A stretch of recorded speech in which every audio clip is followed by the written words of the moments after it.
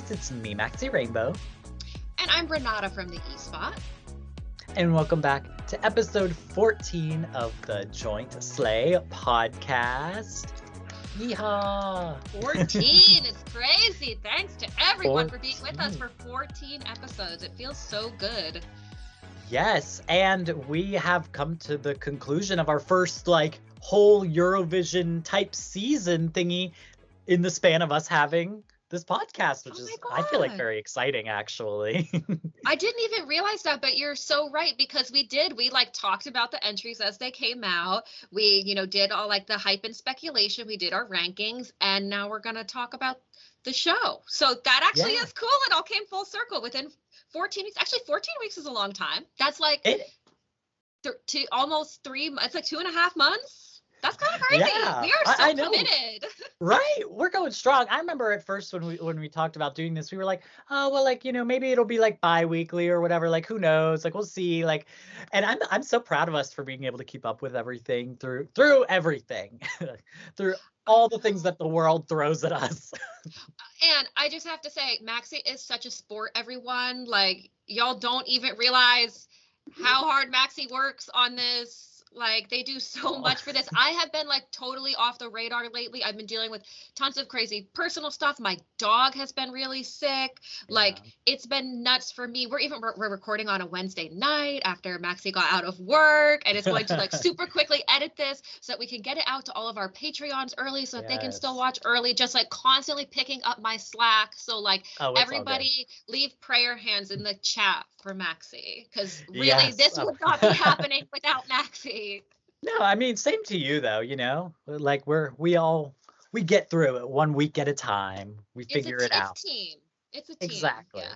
Exactly. And speaking of our patrons, before we get into this extra special Junior Eurovision 2023 recap review episode, we want to give a shout out to our patrons. These are people that went over to our Patreon, patreon.com/𝗫𝗍𝘆 podcast, and subscribed over there to support the channel.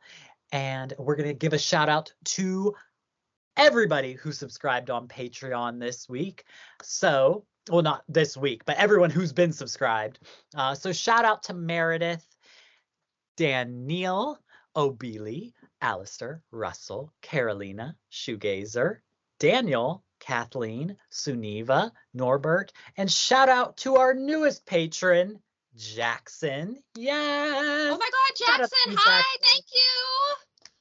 Yes, and if you would like a shout out in the coming episodes, head over there, and you also will receive early access to every single episode, the full-length video episode, and now we have 14 episodes out, plus a Patreon exclusive, and we have some more coming up. We already have them, thought out and planned. So if you want to see all of that, head over to the Patreon and subscribe. And shout out to everyone who's been supporting us on Spotify, on YouTube, everywhere. We appreciate you. And shout out because this actually gives a little hint to what you might be able to expect over on the Patreon. So for those of you who have Spotify or even Apple Music, there's these little recaps that happen at the end of the year. And shout out to the 11 people that had us as their #1 podcast. And I believe there was something 65 people had us in their top 10. I was like, okay. Yeah, that's, especially because we haven't been going for a full year. We just kind of started a few months ago. So shout out to everybody. And if you had us in your tops and you got the little graphic and everything, tag us in those, send them to us. I want to see all of them because I don't know, it's just so sweet. And I appreciate everybody who's been watching everywhere. And it's just so cool to think we're part of someone's week. I know, right? And I was shocked actually when you had posted that screenshot, because it hadn't even crossed my mind that we would show up in somebody's wrapped. But it's just it's so cool to think that that we would be the top. And I was thinking about it, and I'm like, I wonder if it's just that those 11 just don't listen to podcasts, so we're their only podcast, so naturally we would be their #1 if they're not listening to any podcast. But I was but if that's the case, then that's cool too. If we're the only podcast someone listens, if that's the case, whoever you are, thank you for listening to us. I mean, to everybody, Yeah. but it's just like, it's real, honestly, it's so amazing. Yeah, because I'm that way. I literally only listen to one podcast. I listen to the Dance Moms podcast. So it didn't even give me a top 5. That was the only pod, which I was kind of surprised because I do, listen to our episodes sometimes. I've fallen asleep with them on. Oh my gosh. So, I was surprised I didn't show up in my own, but but yeah, shout out to everybody who's been watching us just everywhere. We appreciate it. And if you're liking the episodes, also feel free to leave a review on anywhere where you listen to podcasts. Leave a comment if you're listening on YouTube. All those things are very much appreciated. And we love to hear your input and what can be done better, what you love, all those types of things. So just shout out to everyone. Shout out to everyone. Love you all. Yes. And so now that leads us into this very special recap episode of Junior Eurovision 2023. So this is very exciting because, like we said, we started off this podcast pretty much with Junior Eurovision news, and we've been following it since the beginning, of course, and giving our thoughts on all the entries and everything like that.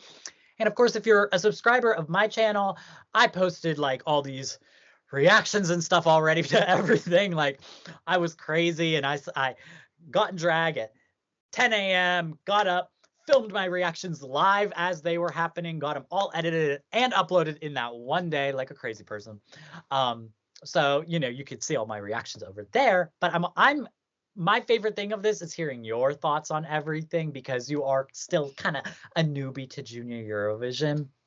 And so it's exciting seeing you kind of like, not for the first year because you did follow like last year, but for the first year really go in depth and talk about everything. So I'm excited to get into that. And for Junior Eurovision, I brought a special little guest with me today.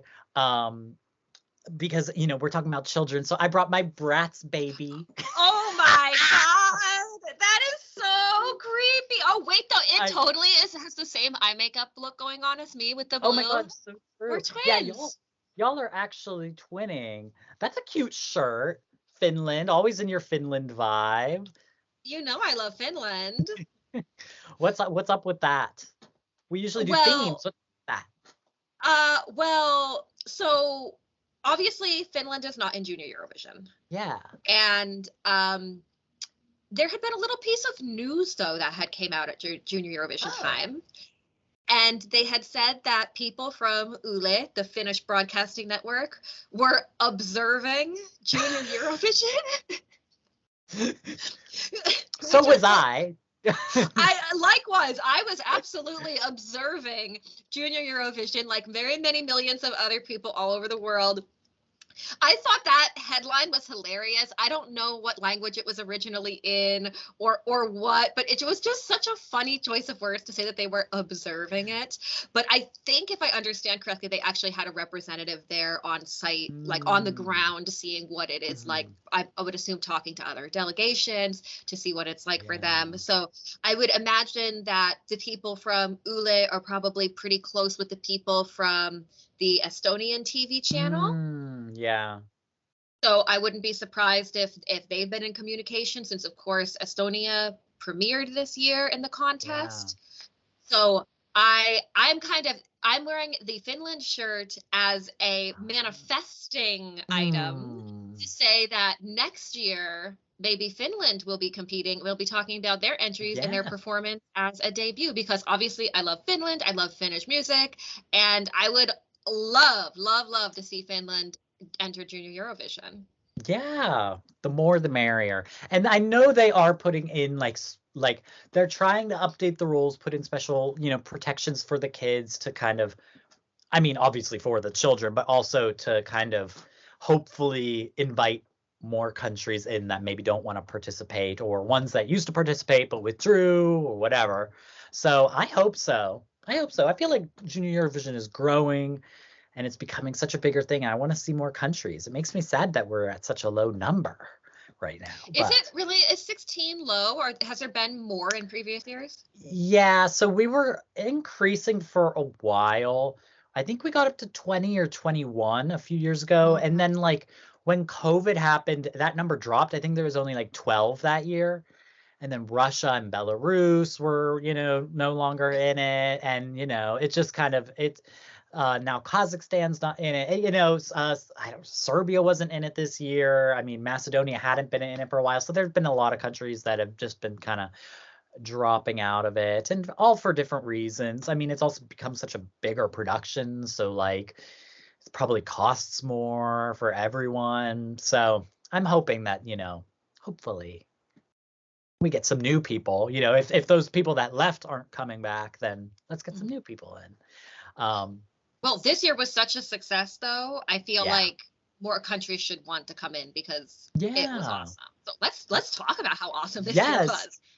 So we're gonna do kind of like a recap and then also a review, so of everything that went on. So starting off right out the gate, you see Lisandro, the winner of last year, pop up on the screen, and he's giving this little spiel about basically like, we are all superheroes, and it has these really fun little graphics of him like traveling through time and into these different little environments, and he's like doing time travel. He's in space, he's like with cavemen, he's like in a black and white silent film. It was really cute. And then that led into the flag ceremony / common song. So they were combined this year, which was an interesting choice. I didn't mind it, but it was interesting. But so kind of how it went was they would do like a verse, and there would be maybe like 3 or 4 of the artists would like sing their verse in the common song.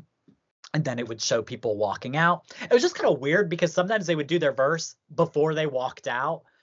So it was kind of like weird. Like, I feel like the flag ceremony should be the first thing. Everybody walks out. That's the intro. And then the common song, I like it to be after everybody's performed. But, I mean, yeah, that's just me. I completely agree with you. I also was confused because people were popping up and singing. Like, I think it might have been Malta in particular, where she had one of the first verses. And I'm like, wait, because then she pops up again when she does her flag parade part. And I thought that was a little bit messy, to be honest, with the people coming in and people coming out. I would have liked to see something a little bit different. I don't know, different. Like you said, like keep them like together. Because it seemed strange. Yeah. And also, like, I like the commons. I love the common song. I wish we did that in Eurovision, honestly. I mean, I know it would be hard because of qualifiers and stuff. But they did do it in 2014, I believe. Not in the same way. Other people didn't have verses on it, but they did do like this kind of common song vibe where everybody came out on stage as like the introduction. And it was to like Emily de Forest's song Rainmaker, which is an amazing song. It's like better than her Eurovision song, to be honest. I watch that all the time. It's like kind of emotional for me, also because it was like Valentina Monetta made it to the final that year, so you get to see her there. And it was just cute. It's just like cute to see all the artists like come together in that moment, because you don't get to see a lot of that, especially in Eurovision. But I love that they do it for Junior Eurovision, so you see everybody like kind of come together. And they did it a couple times in this year.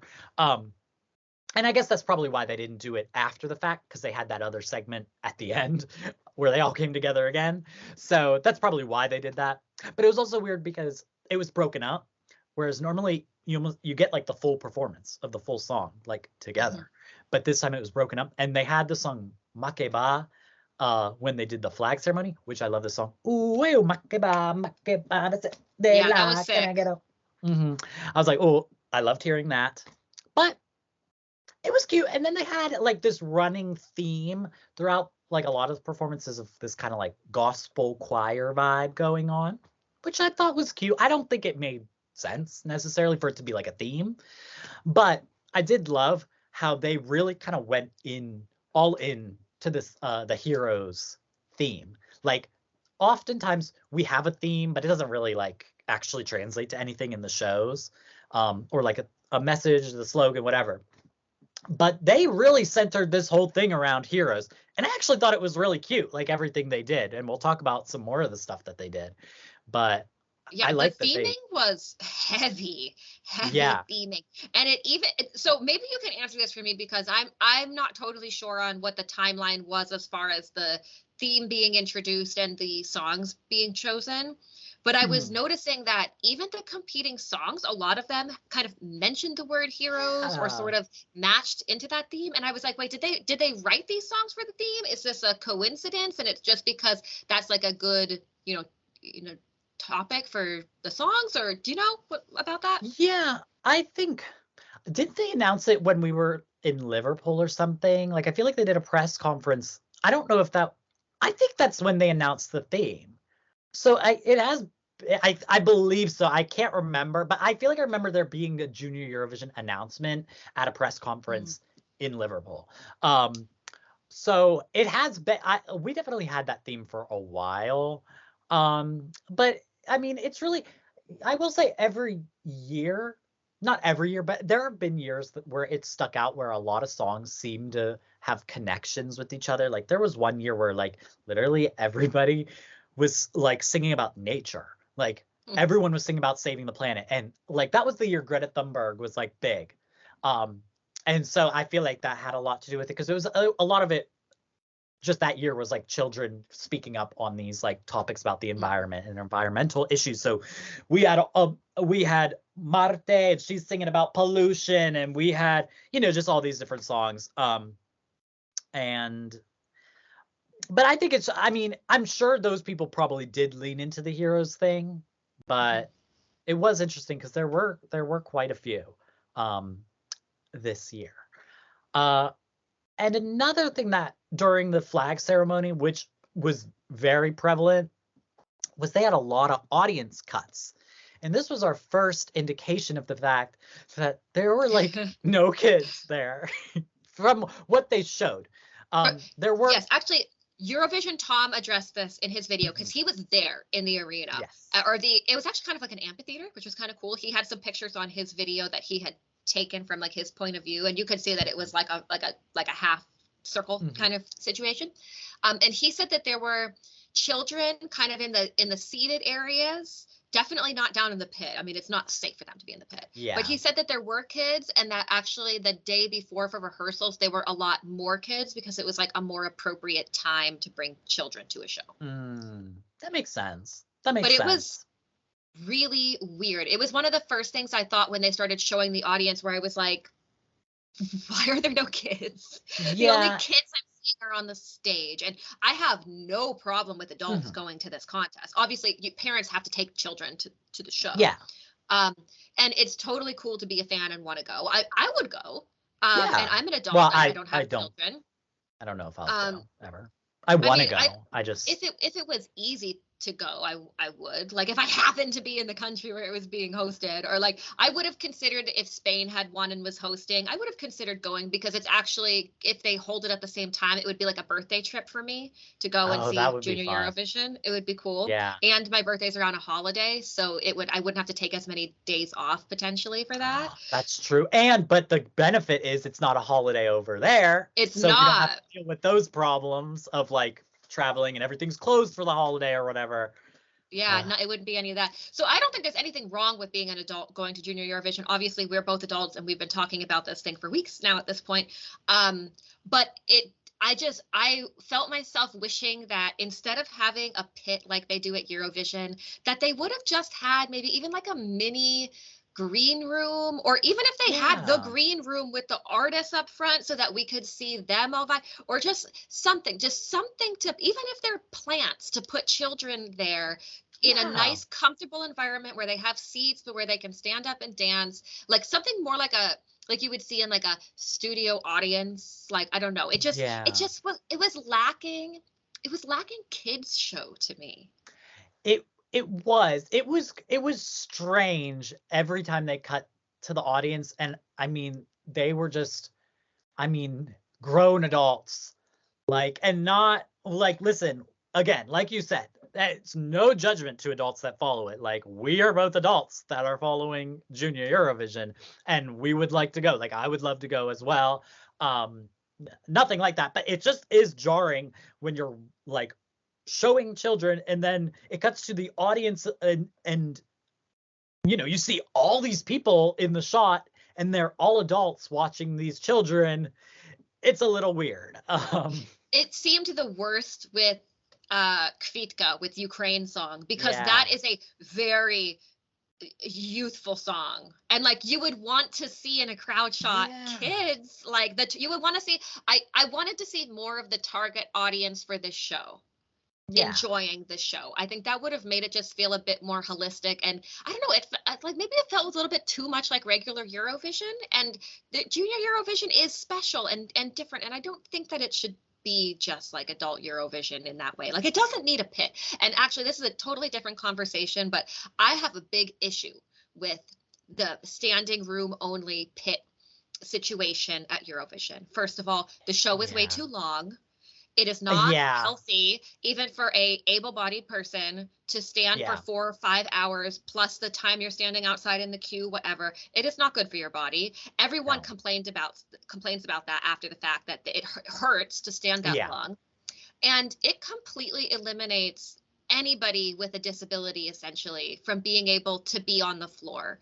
And it's normal for all kinds of concert situations to have at least some sort of arranged seating. I mean, and shout out to Finland, Yle, for UMK. They actually had wheelchair accessible seating on the floor next to the stage. So if you are disabled and you are in a wheelchair and you want to watch from the floor with other people, you could do that for that contest, but you wouldn't have been able to do that at Junior, and you can't do that at regular Eurovision. And I think that is like a huge blind spot. We can talk about accessibility on another episode, but that was something that really stood out to me. Like if it is not safe for you to have children in the audience at the live children's show, then you need to adjust some things to make it safe and healthy for children to be able to watch the show that's targeted towards them, is my opinion. Yeah, I agree. I mean, of course, you know, it's one thing that they're clearly focusing like a lot more on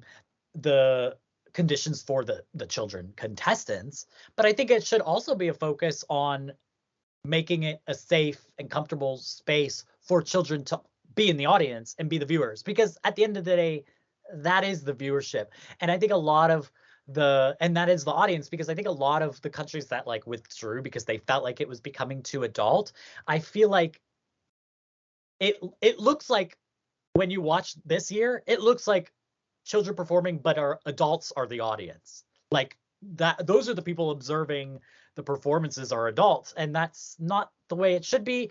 And I think that there is a huge like audience of kids that are watching on the TV and that are even there. And there's definitely ways they can do it, because honestly, I saw a clip of an old performance from like 2019 or something, and they kept cutting to kids in the audience. So it's not that it's impossible, and it has not always been like that.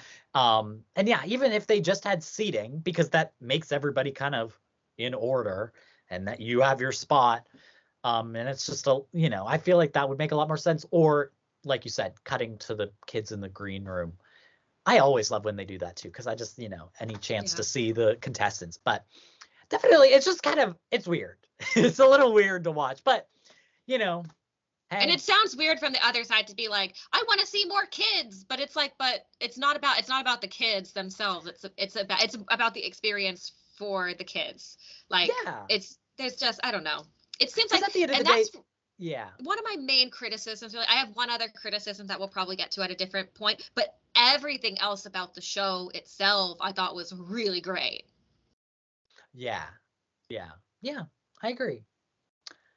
And so at the end of that, it ended with a little gospel breakdown of the Common song, and everybody was loving that main singer. She was serving in. I'm glad that we got to see her a little bit later as well.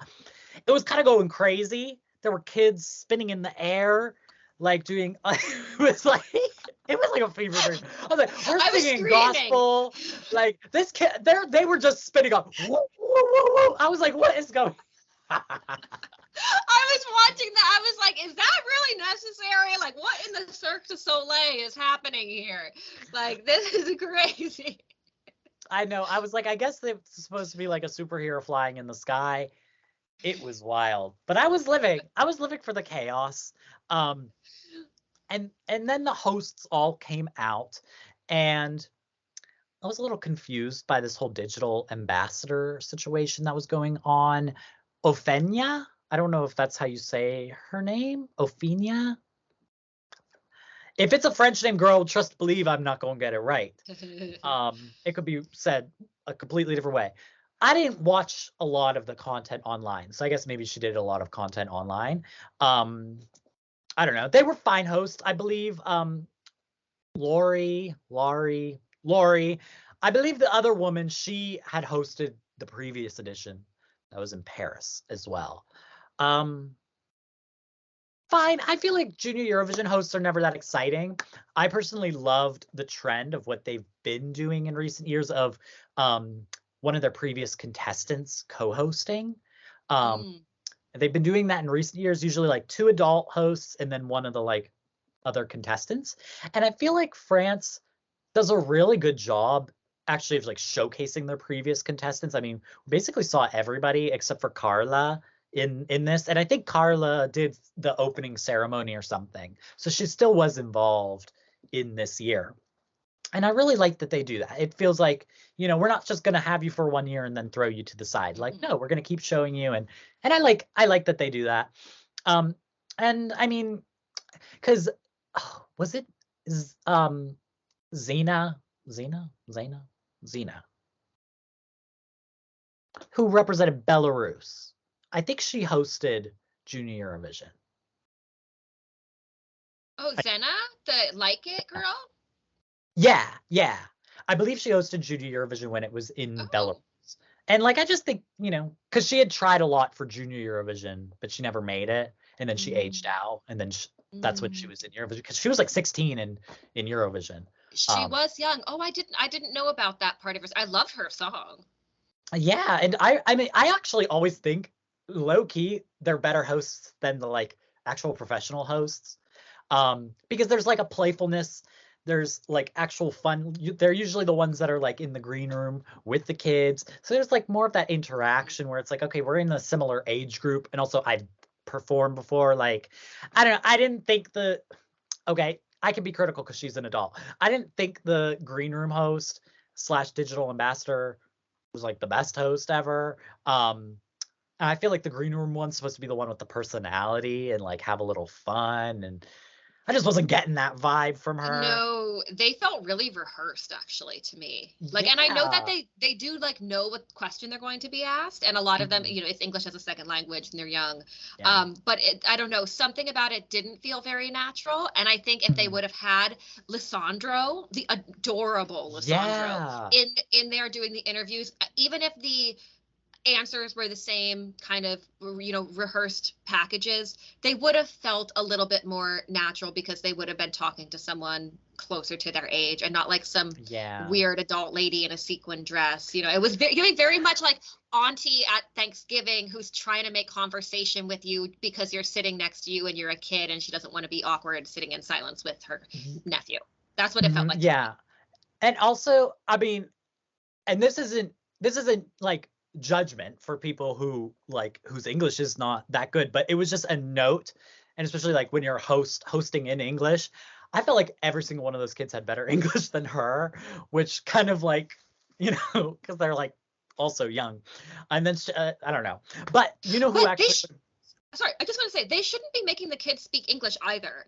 They should just use interpreters. I was a bit surprised by that because some of them were clearly more comfortable than others. And I was thinking maybe they should have just used an interpreter because that's totally fine and normal and okay. Yeah. And it might have been better and more comfortable for them. Sorry. Yeah, and then Miss French girl got to answer in French. There was also a lot of French. Okay, and no translation. Don't get me started. People are gonna cancel me. And like, I get that French is like an official language of Eurovision. But I was like, okay, guys, I get it. We're in France, but could we just just translate it? Like, I'm fine with us doing the English and French version, but there were fully moments where they just spoke the whole segment in French and didn't translate it. I was like, could I please? I don't know what's going on. But actually, you know who would have been a great host is Enzo, who represented France a few years ago. because his English is perfection. He like lived in, I know this is weird to say, like why his English is really good, but he lived in Japan for like a large portion of his life. Like it's just, I don't know. I think it was like his family, that whatever. But I remember his interviews, he had such good personality. Like he was so funny in his interviews back when he was in Junior Eurovision. And his English was so good. Like I feel like he would have actually been a great host. I feel like they really should have involved him in some way. I mean, he was in the show at some point. But I was like, I don't know, he would have been a great host. And I like also giving those moments to the people who didn't win, like give them a little extra thing. He didn't win, but he came really close.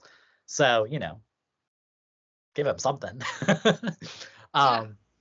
So yes, so we moved on from that little intro to the performances, and the first thing that we saw was the postcards. So all the postcards were filmed in various locations around Nice, France, which is cute. I always like when they film them in their own towns, but that's fine. That's fine. And each postcard began with, I'm reading the little like description of it. Each postcard began with the child participating in an activity of their choice and facing a setback that discourages them before the upcoming performer standing on top of a building empowers them to accomplish their task. And I thought these were freaking adorable. I love when the postcards actually include the artist. I mean, isn't that kind of the point of a postcard, is like give a little intro to the artist? I mean, and like even though it didn't involve them so much, I thought it was adorable, these moments where they're like, save the day, whoosh. And like first of all, just the memes, like the amount of screen recordings I did of all of those, because I'm like ready, like Miss Anastasia Dumud, like yes, she is gonna save the world. Like I was watching those like, oh my God, if I went to Eurovision, I would love to like have a little postcard moment like that. Like just have that for myself for the rest of my life to be able to look back on. It's just like, it was so adorable. And again, like keeping with the theme, like bringing it all together. And it actually like kind of made the theme make sense for like Junior Eurovision and for kids and whatever. And like, what does heroes mean to like a regular person? It doesn't just mean like supernatural superheroes, but like how you can change someone's day, how you can uplift people. And of course they were using their superpowers, but like that can translate to the real world of like whatever, how you can help someone when they're feeling down or whatever is going on with them. And I thought it was like first like a great message for kids and all that sort of thing. I thought it was adorable. I thought in very many ways it was a super hit.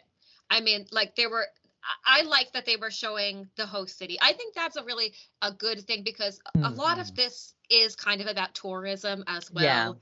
Yeah. And showing, I think the host cities are important in the sense that you get to, show off yourself. And also Nice is like a really nice place.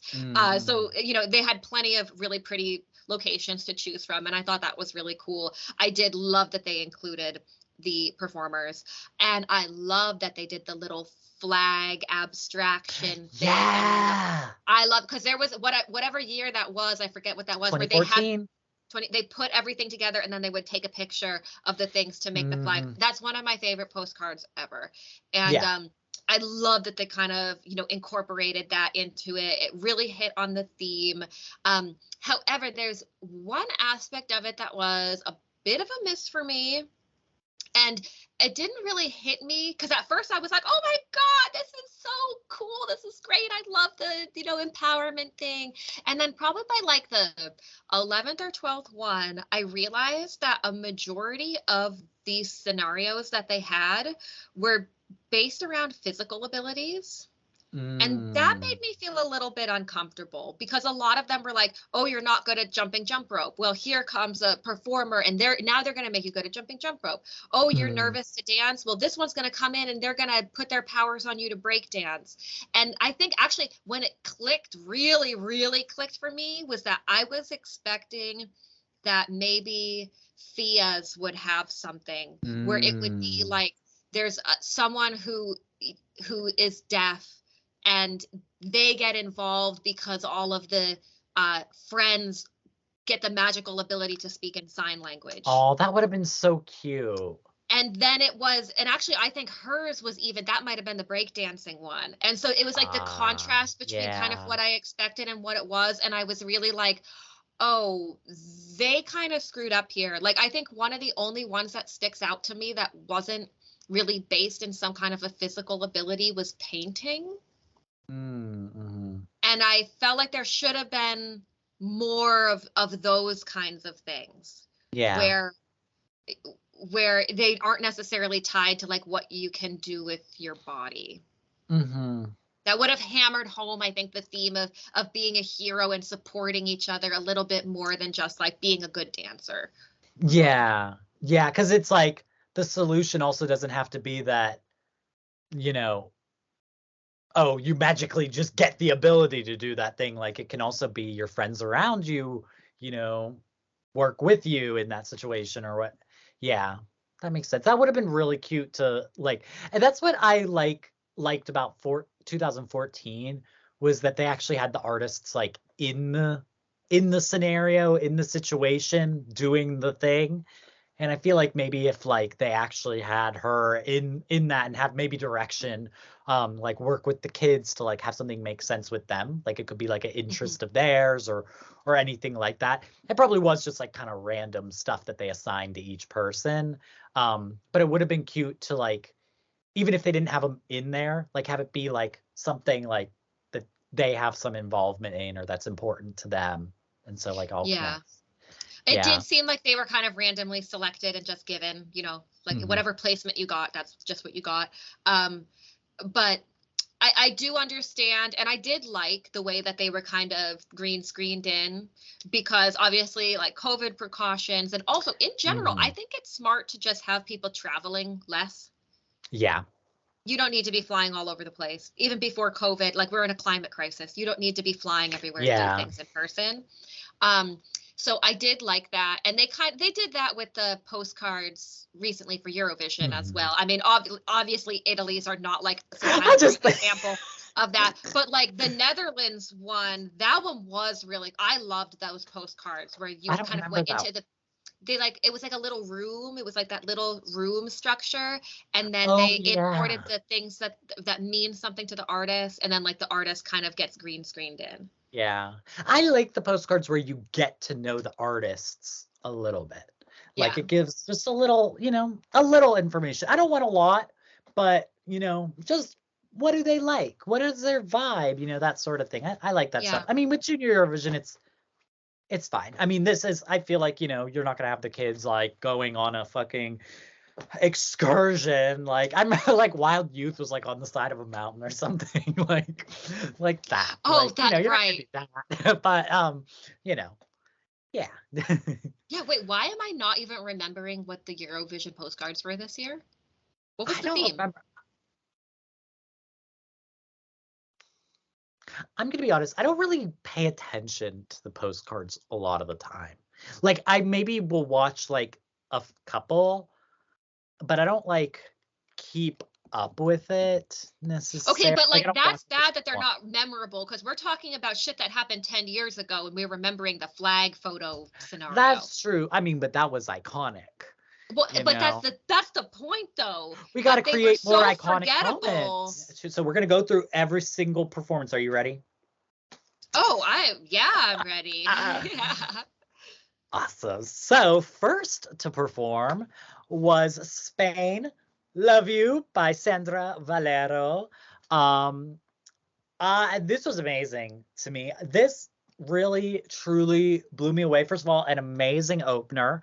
The staging was amazing. I loved the storyline that they were delivering of just like traveling around the world, coming together.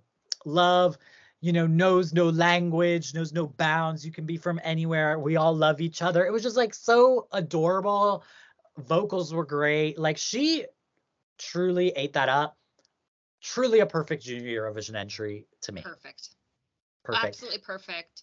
Blew me away. Obviously, if people had watched the previous episode where we did our ranking, I did have Spain second. So was inclined to really like this one, but I really think personally Spain should have probably won. I think this one, I think they just really knocked it out of the park. Every aspect of it was so perfect. Not that France's wasn't completely polished and wonderful as well, and not a deserving winner. I'm not saying that that France was not a deserving winner, but I personally, between two perfect items, it's like saying, chocolate or vanilla ice cream, basically. Yeah.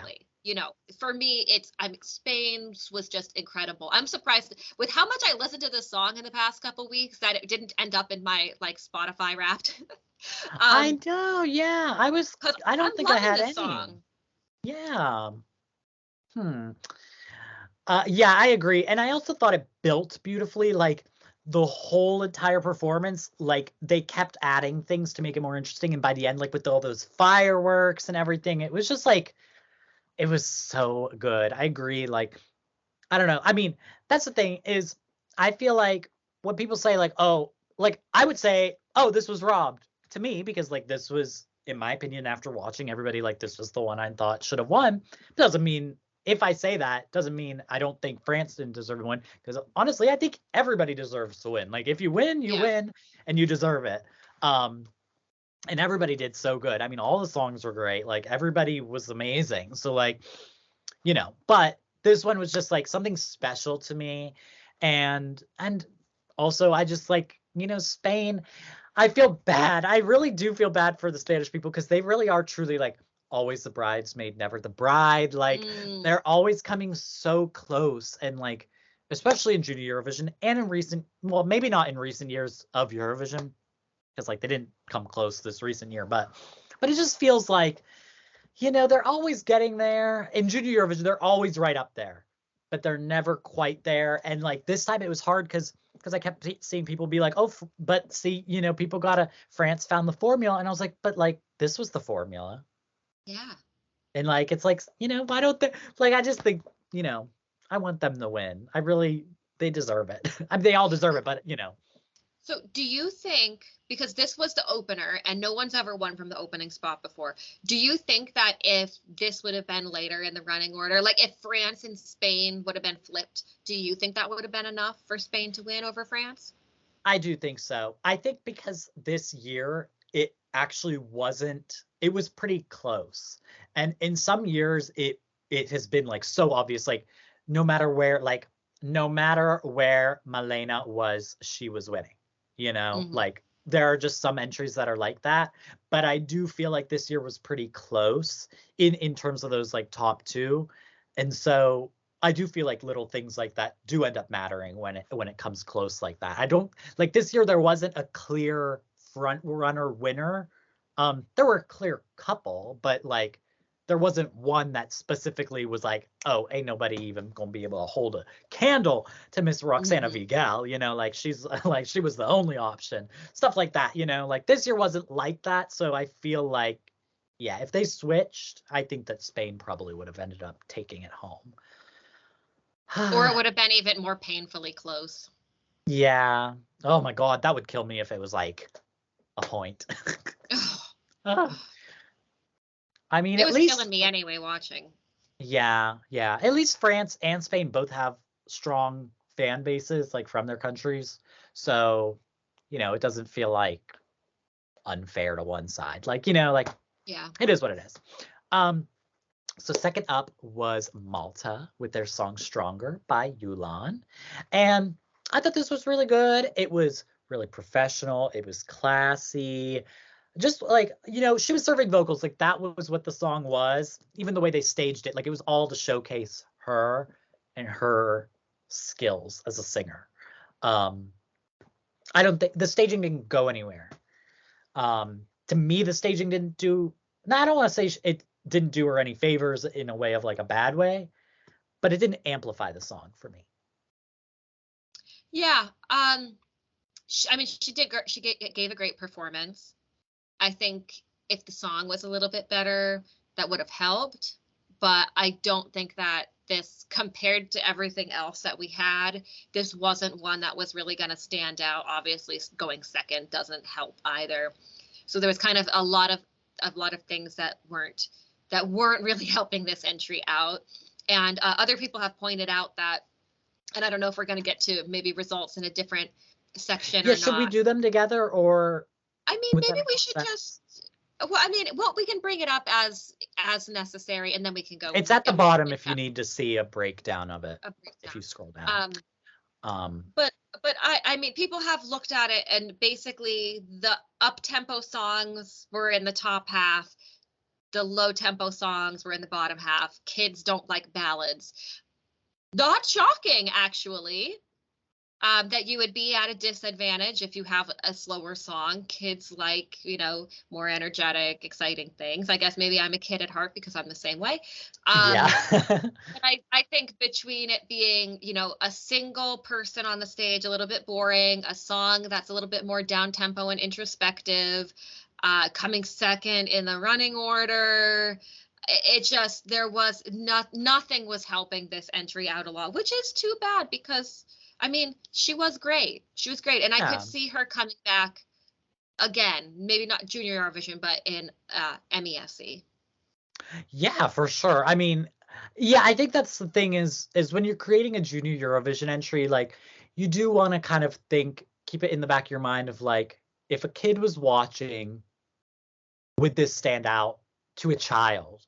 Because even adults watching Junior Eurovision and voting in it, I think a lot of adults watching it still vote based on how they feel like a kid would perceive it, if that makes sense. Like they watch that and they think, oh, that's not right for a kid to be singing it, or that's not I don't know, I just don't see that for for a child audience, or maybe they're voting for their kids or whatever. I feel like I vote on my favorites, so I sometimes like a serious entry, but I think a lot of adults still kind of vote with that in their brain too. So I feel like it's important to kind of like keep that in their mind. I feel like in Eurovision, I don't know if this would do any better, but like people are more inclined to vote for like a serious entry, but in Junior Eurovision, that's not usually a thing. It's usually, kids don't really want to, think. Kids aren't serious. Yeah. I mean, some kids are serious. Kids can be serious, but generally speaking, when it comes, I mean, also with like a TV show, I don't know. It seems like that would be if I was a kid and I was, doing a flag drawing exercise, and I guess we'll see this weekend when I do this experiment with my niece and nephew. Like if I was a kid and I was doing an activity while I was watching the show, I think I would probably stop doing my activity when Spain was on, and then I would go back to my drawing when Malta was on, kind of a thing. Yeah. And speaking of another entry that I would drop the crayons and pay full attention to was Ukraine. Amazing. Literally, like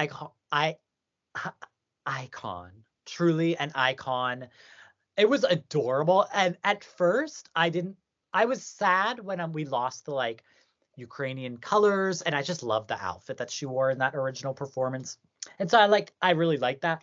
But honestly, like, no, I love that performance, and I love this one too. Sailor Moon anime, again, keeping with that kind of saving the world theme. She had her little wand, and she said, "Stop this tragedy," and she stopped the tragedy. She ended it. No, like icon, and again, like it was, I don't know, it was just adorable. Again, like so good for Junior Eurovision.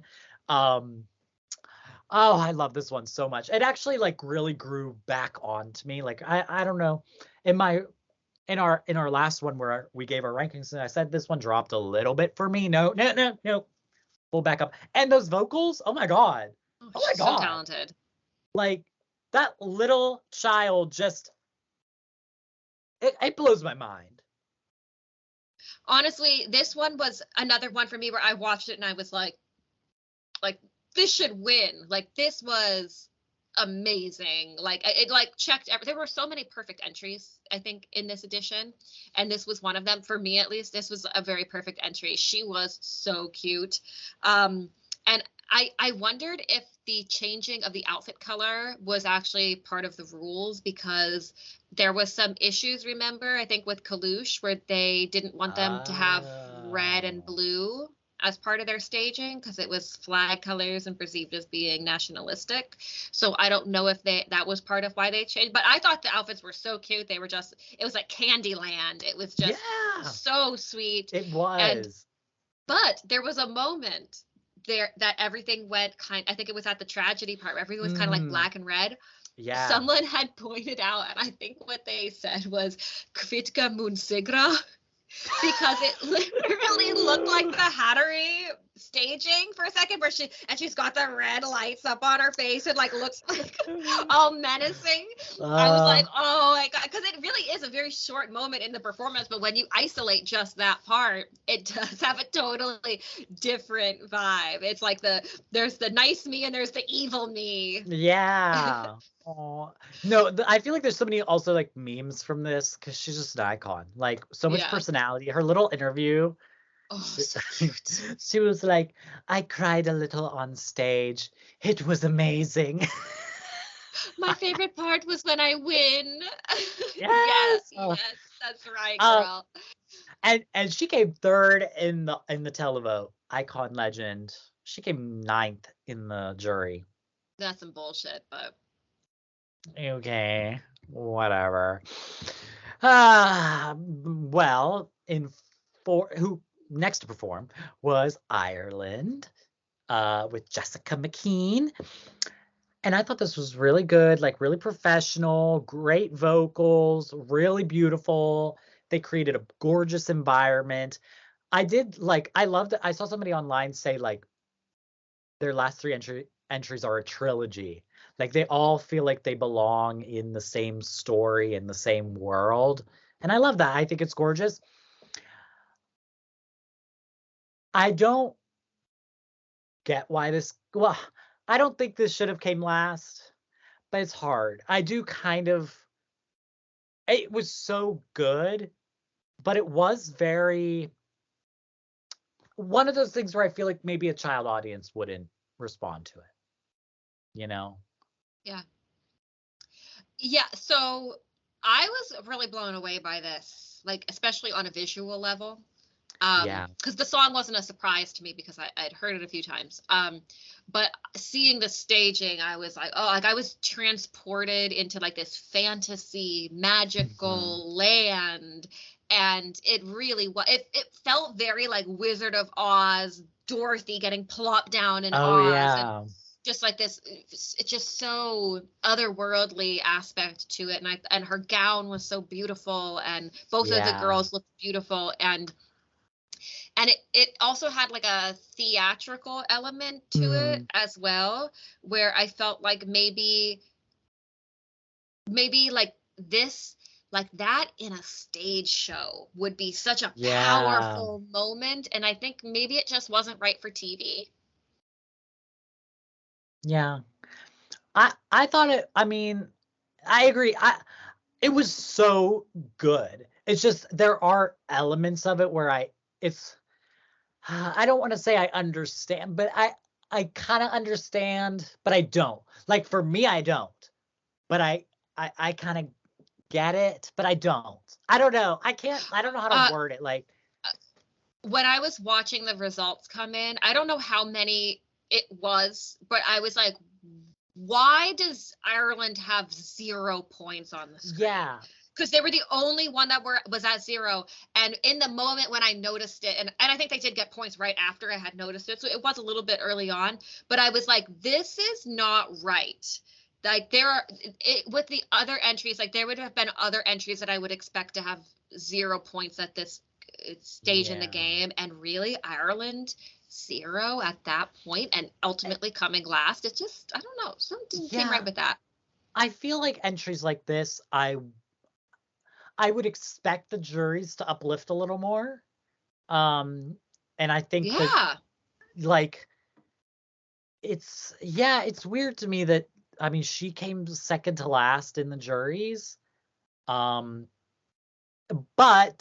looking at the bottom 3 of the juries, Georgia, Ireland, Estonia, it's pretty clear to me that the juries are looking for children, like child-friendly songs that are like less serious. Like that's what the juries are voting for. I feel like based on looking at the results. And just one last thing about Ireland. I don't mean to keep speaking on this, but Sophie is an icon. Sophie is a legend. She is such an amazing performer, and so is Jessica. Sophie is just brilliant though. Like, I need her to go to adult Eurovision. I need her involved in everything. Like, she's, and like, even there are people who said after the fact there were some contestants that were like, that got maybe not good results, and they were kind of, not like feeling up to like dancing with the winner and everything, and she came up and was dancing with them that were kind of off to the side. And I'm just like, she just is a ray of sunshine, a perfect human being. I love her so much. Did you see the little video, or I think it was a reel on Instagram that she did with 𝗂 signing on a board? Yeah. Oh my God. It was so cute. I love the friendships and stuff. I mean, I love that with adult Eurovision too, but it's extra wholesome with juniors. Yeah, and I love how she just like, she embraced everybody, and she's like a Eurovision fan. So I feel like she will be around. Like, we will be seeing her. Maybe Ireland will finally fucking qualify. Yeah, that's the thing. I mean, I know people are like making jokes about like, oh, she had the best and worst result for Ireland in Junior Eurovision, but you know what? That's not nice. Yeah, exactly. I mean, I'm sure she can take the joke though.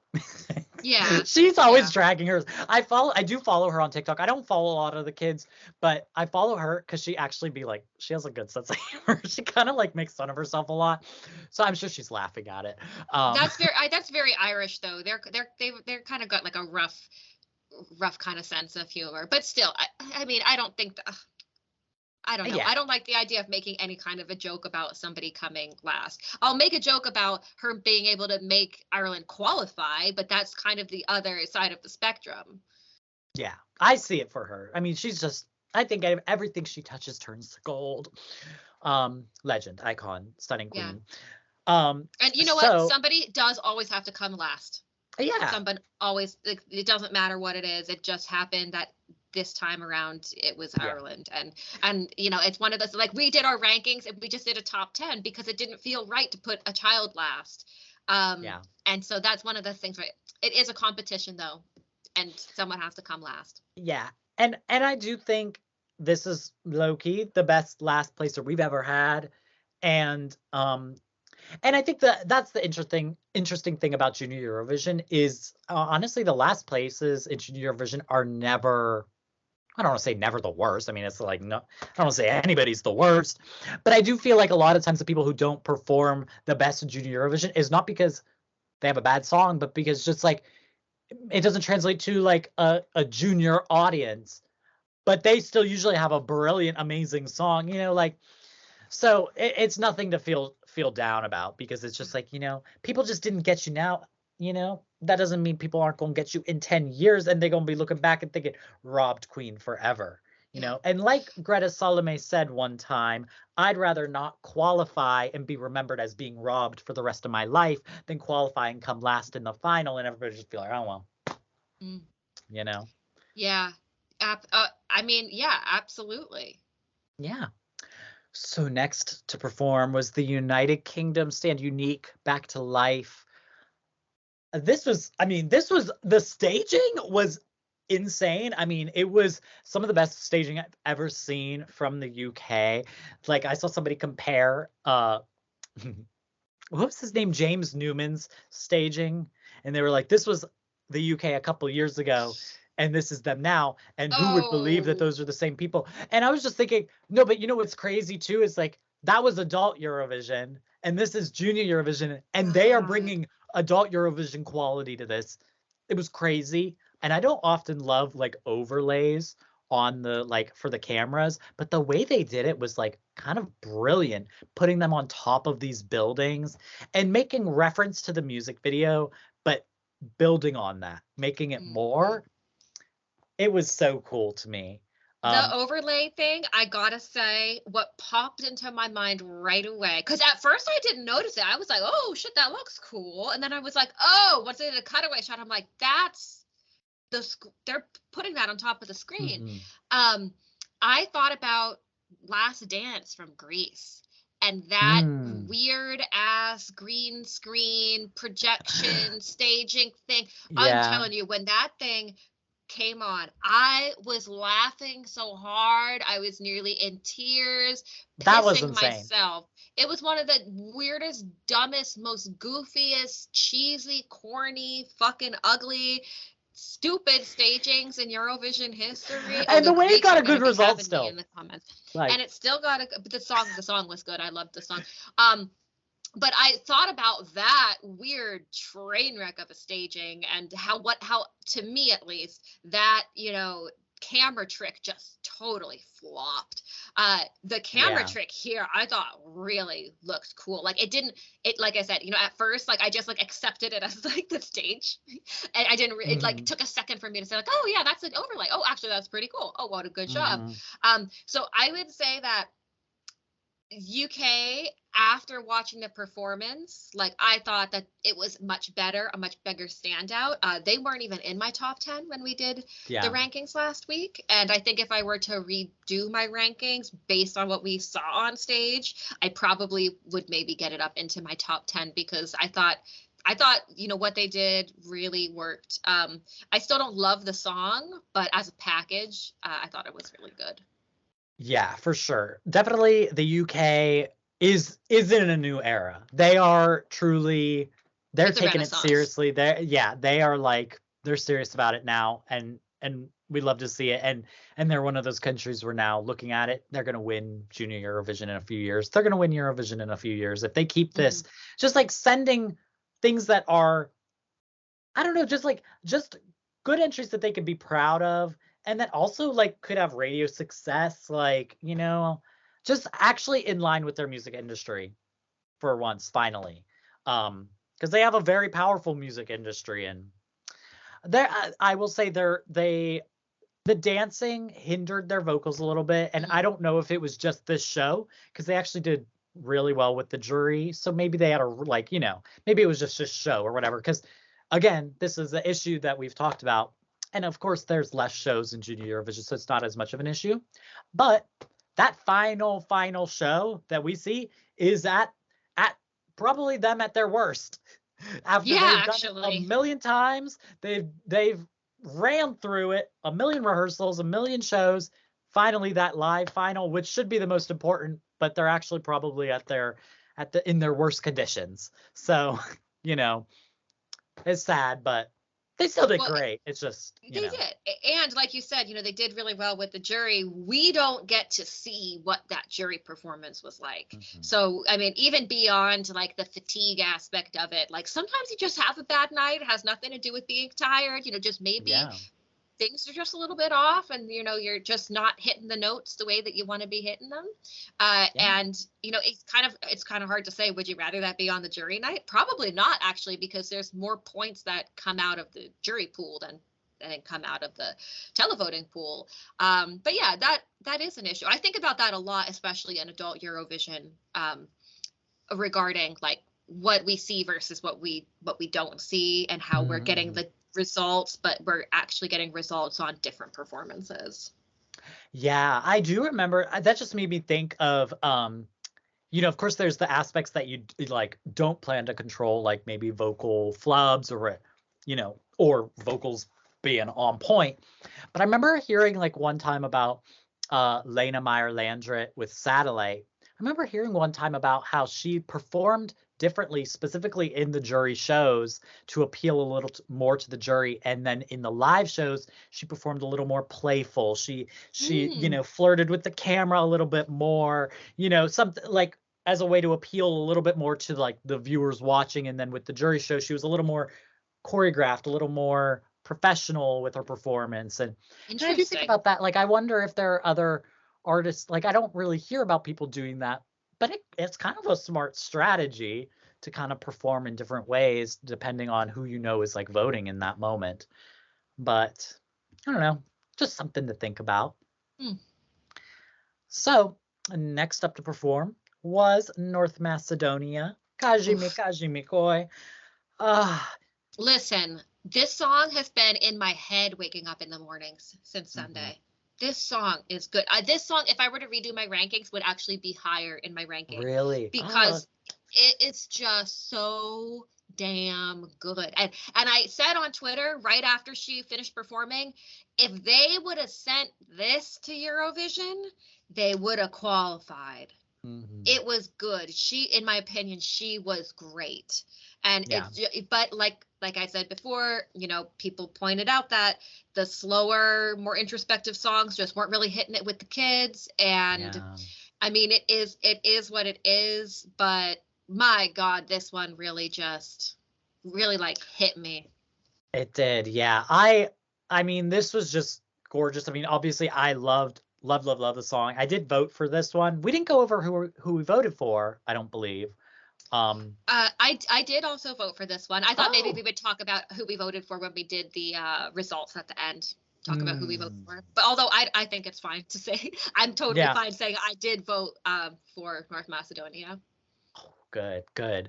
Yeah, I mean, I love the song from the start. It was always one of my favorites. And I thought she did so well. Like, she had great vocals. She performed like she was eating it up. I actually thought like they put in like cute little choreo moments for her, and they did all that. They could have done more for her staging, and I think that's sometimes what's sad for me when I watch these things is like when they did amazing, they performed that they did everything that they could, but they just maybe didn't have the right guidance from their team in terms of like the decisions that are out of their hands, like staging and stuff like that. Like, even I thought, oh my God, I say this year after year, fog goes a long way, because frankly, Ireland, I mean, granted, they didn't get a great result, but like Ireland didn't have anything else on stage except for the singers, but they brought in fog. They did really good camera shots to like really make it feel like an environment. I didn't hate the way they did this, the way people on Twitter were. But definitely, like, I feel like throw some fog in there, keep the cameras really like tight, and just make it so you see her emotions, you feel the vibe of what she's bringing. But I love this kind of like futuristic meets nature kind of thing that they were doing. I loved her outfit. I loved her makeup. Like, the makeup was cool. I want to try that. Yeah. Look, it looks really cool. Yeah, I totally agree with you on the fog. I didn't think about that, but it would look really nice. And I don't know that necessarily like all the bells and whistles would have made her have a better result. The same way, I don't actually think the dragon helped Armenia. No, we'll get to that. I don't think it helps necessarily with the result, but it might leave a better overall impression, even if the impression doesn't transfer into votes, if that makes sense. Yeah. Just to feel a little bit more atmospheric. I think it would have been nice to have something like that, to have more going on with the staging. I don't think it would have helped the result necessarily. Yeah, this year for sure, more so than any other that I can think of with Junior Eurovision, there was a very clear divide in like the top songs and the bottom songs, and them all being like all the fun songs and all the slower songs down at the bottom, which is weird because I mean it's not like there hasn't been ballads that have won Junior Eurovision. There's been ballads that like come in the top. So I don't know what it was about this year. I don't know if people's emotions just change and what it is. I mean, because like there was a song that won Junior Eurovision that was like a very dramatic ballad that was about like parents abusing each other and their kids and stuff. Like, it was a very serious topic. So it's like, it's not that those serious topics can't win. I just don't know. I don't know what I don't have a. Generally, I think the quality was just really high. And anytime you're going to have something with such high quality, you're going to have issues because you're not having people who are like clearly not getting it. When we had like 4 or 5, it was a toss up. Any of them could have won. I feel like the bops were bopping. Yeah. In this section. So like overall it was strong. The bops were unbelievably strong, and it was just really hard to stand out against so many good options. If you were into the more high energy entries, you had so many to choose from. And Yeah. I think we discussed this kind of partway through the songs getting out, where it was like where we hadn't had any bops released really, and it was like, this is kind of boring. Like, what's with all the ballads? Just ballad after ballad, and also all of the single female soloist ballads. I don't think that necessarily helped. Where it was like you were kind of comparing a lot of, like, you had a lot of apples to apples, which was the bops and bops, and then you had a lot of oranges and oranges, which was the more introspective slow songs. And you know, between the two groups, like, just one rose above the other, I think. Yeah, but this was my favorite ballad for sure. Oh, I mean, by far. It was by my far. second place, so I mean, it was, yeah. Well, speaking of ballads, next up we had Estonia, 𝗏𝗏𝘅𝗆 𝗂. I actually thought this was amazing. I really did. I thought, especially because I did learn, like, after the fact that I guess she was, like, feeling sick. She was, you know, she wasn't doing her best, and I thought she actually, I mean, she sounded great for the most part. The staging I thought was so cool. I was getting Wednesday Addams. I don't know if that was the reference, but her look, like the outfit with the white collars and the black dress, first of all, so cool. It was so cool. I was like, oh, you know when they have a great stage outfit, and I always do, like, recreations, and I'm like, oh, if I had gotten that in the season, I would have recreated that. That would have been sick. Little, yeah. And then the lighting and, like, the way they did the kind of stained glass window vibe, it was very dark. This girl can perform. Like, the way when she turned to the camera, she said, 1, 2, 3, or whatever, and she just, like, she was given a performance, like, stronger than I see adults doing. I was like, this girl is, like, a star. Like, she did so good. What a great first entry, I feel like, for Estonia too. Absolutely. I mean, not an amazing result, but it was a great entry, and I think it was a good way for them to step in. And I don't think that they were expecting to come top 5 or anything in a premiering song. Yeah. So this was another one though where it just kind of, I think, just got a little bit lost in the others. Yeah. And it didn't help that it was right before Armenia. Yes. So speaking of Armenia, oh my gosh, these girls are crazy.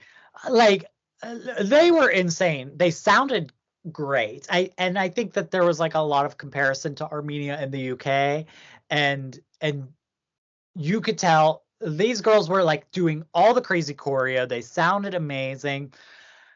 It was, and I was scared because of the clip that they chose. I thought the clip they chose, like, from rehearsals or whatever, was not the best of them from camera angles and that sort of thing. But, like, right off the gate, like, the camera angles were dynamic. They were constantly moving. The staging with the graffiti and their outfits, like the motocross kind of vibe. It was, like, so cool. All, like, went together perfectly, like, fully thought out. Then this damn dragon came out. But why the dragon, first of all? They didn't need the dragon. They didn't need it. Made no sense. And the issue was you could tell they thought, oh, we got this. Oh, hold on. We got a little surprise. This little dragon. And then they just kept cutting the camera to the dragon, and you couldn't even see the girls doing full choreo. And the dragon was static. Like, it's not like it was a, like, animatronic dragon. It didn't have smoke coming out of its nose, which they easily could have done. You didn't need to have fire with the dragon. All they had to do was put a smoke machine in its head, and it could have had smoke come out the nose, which would have been really cool. But I don't know how the dragon connected to the song. No. Did it? Like, I don't know if that's in the lyrics and I just missed it, but yeah, I didn't. I think it could have used a little bit more, or they could have used a little bit less. Yeah. And taken that. I didn't mind, like, if they had the dragon, but the issue was I felt like the best, well, I don't want to say the best part of the song, but, like, that big moment at the end where they're doing the whole, like, dance breakdown, and, you know, like, then why was the camera on the dragon? And there should have never been a point where you only saw the dragon. Like, at that point, you should. And those girls were dancing. They were. Keep the camera on them. But they God, the camera angles were out of this world. That was like other than the whole dragon thing. Yeah. That was like a masterclass on what you should do if you want to do really dynamic camera angles, because I was like, whoa, whoa, whoa, whoa, whoa. Like it was keeping me on the edge of my seat watching all those fast cuts and movements. Yeah. And that's the way this song is, and that's the energy of the song, and it worked so perfectly, and it was so well done. Like, it was like that top 3. What a strong year! It's actually it's hard for me to say like girl, I want all 3 of them to win. 3-way tie, 1969. Yeah, you know? Yeah. Like, let's do it. Which was the last time Spain hosted. But yeah, Armenia, amazing. They met my expectations. They were really good. Like, yeah. 3rd place made me sad in a way. Yeah. I mean, but again, it's like one of those things where you look at the 2 above them and you're like, well, they also deserve to win. But, you know, such a brilliant entry. But I feel like Armenia will win again in a few years if they keep this momentum up. Now, your country, Poland. Let me tell you, girl, they ate this up. And I do not like the song. I was gobsmacked. I thought, I was watching this like, wow, you know what? I just need a friend too. I'm feeling what she's selling to me. They put everything into this. They put everything into this little song. They had pyro. Her little outfit was, and you know what? Her outfit, I don't know if you remember it, the green dress she had in the postcard. Oh, she slayed that. It was so, and her vocals were some of the best of the night. They were so good. I loved it. Okay, honestly, I don't know if maybe I was in the bathroom or maybe I was arguing with somebody on Twitter. Maybe it was time for Cookie to get her pill when Poland was on, because I actually don't really remember this performance. And What? like, I'm hearing you say like, oh, that they fucking slayed, and I'm like, I can't even visualize this performance. Oh, I God. can No, hear they the slayed. song in my head. Ooh, ooh, ooh, I just need They had like, she had all these dancers, like they put everything into this, and it none of it felt out of place either, because like for a song like this, like me saying all these things, like they make no sense, but like they made sense. The LED was so cute. They had like pictures of family, and they had like, you know, childhood photos. And it was just like, it really, like, it made you feel what she was singing. Like, it felt like a very personal thing. And it was one of those ones where like I feel like everybody was like, you know what? Ain't nobody really loved this song beforehand. But everybody was kind of like, okay, wait a second, Poland, you kind of ate that up. Yeah, I mean, I guess Poland is maximalist when it comes to their Eurovision stagings. Let's just say that. They really throw it all at the stage. And you know what? Respect to them, because they ain't ever going to get the allegations that they just put their artists on stage and give them nothing. They've certainly give them everything. They maybe overdo it at times. Yes. And speaking of like a lot and you know, dramatics, Georgia, who it's the same way. They always have something crazy going on that stage. And this year was no different. I thought that this was really, really good. I feel like, again, it just was like that more mature like style of singing, especially like, because Ireland kind of had this opera vibe, and then this had that, what is this, like polyphonic? Is that what they call it? Polyphonic, yeah. Polyphonic. That kind of thing that like is more, I don't know, it's just like a more mature kind of style of song that you wouldn't expect a child to be singing in. And maybe children don't find themselves listening to that style of music often. So I do, in a way, understand it not responding to the viewers, but this was amazing. I feel like actually this wasn't one of my favorite songs, but it's one of those ones, like seeing it live and like really hearing the fact that those kids can sing that well is insane. Like, crazy. Oh, well, I'm so glad to hear that it grew on you. through the performance. I mean, I liked this one from a moment it came out, and I know that this was one of the ones that we differed on a little bit. I really liked it. You didn't like it as much.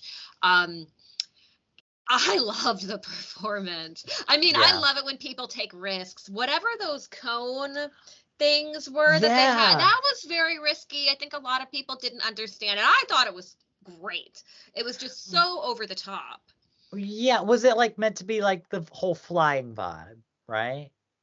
Well, I mean, I think it was part of that kind of like visual identity that they had in the music video, where it was just like a little bit supernatural. It was a little bit larger than life. It was a little bit confusing and magical. It was giving me like the wet, like fins on a fish. Ooh, yeah, I could definitely see that. It kind of had like the ribbing to it. Yeah. I thought it was great, and I got the same vibe from this one that I had said also about Ireland, that there was something about it that felt very theatrical, and I think it would have been something that came off a lot better in a theater type scenario where you have like these big crazy props, and if you're in the room with it, it's going to feel very impactful, but maybe it just wasn't really translating as well for TV. But I just loved it. And like you said, their singing was incredible.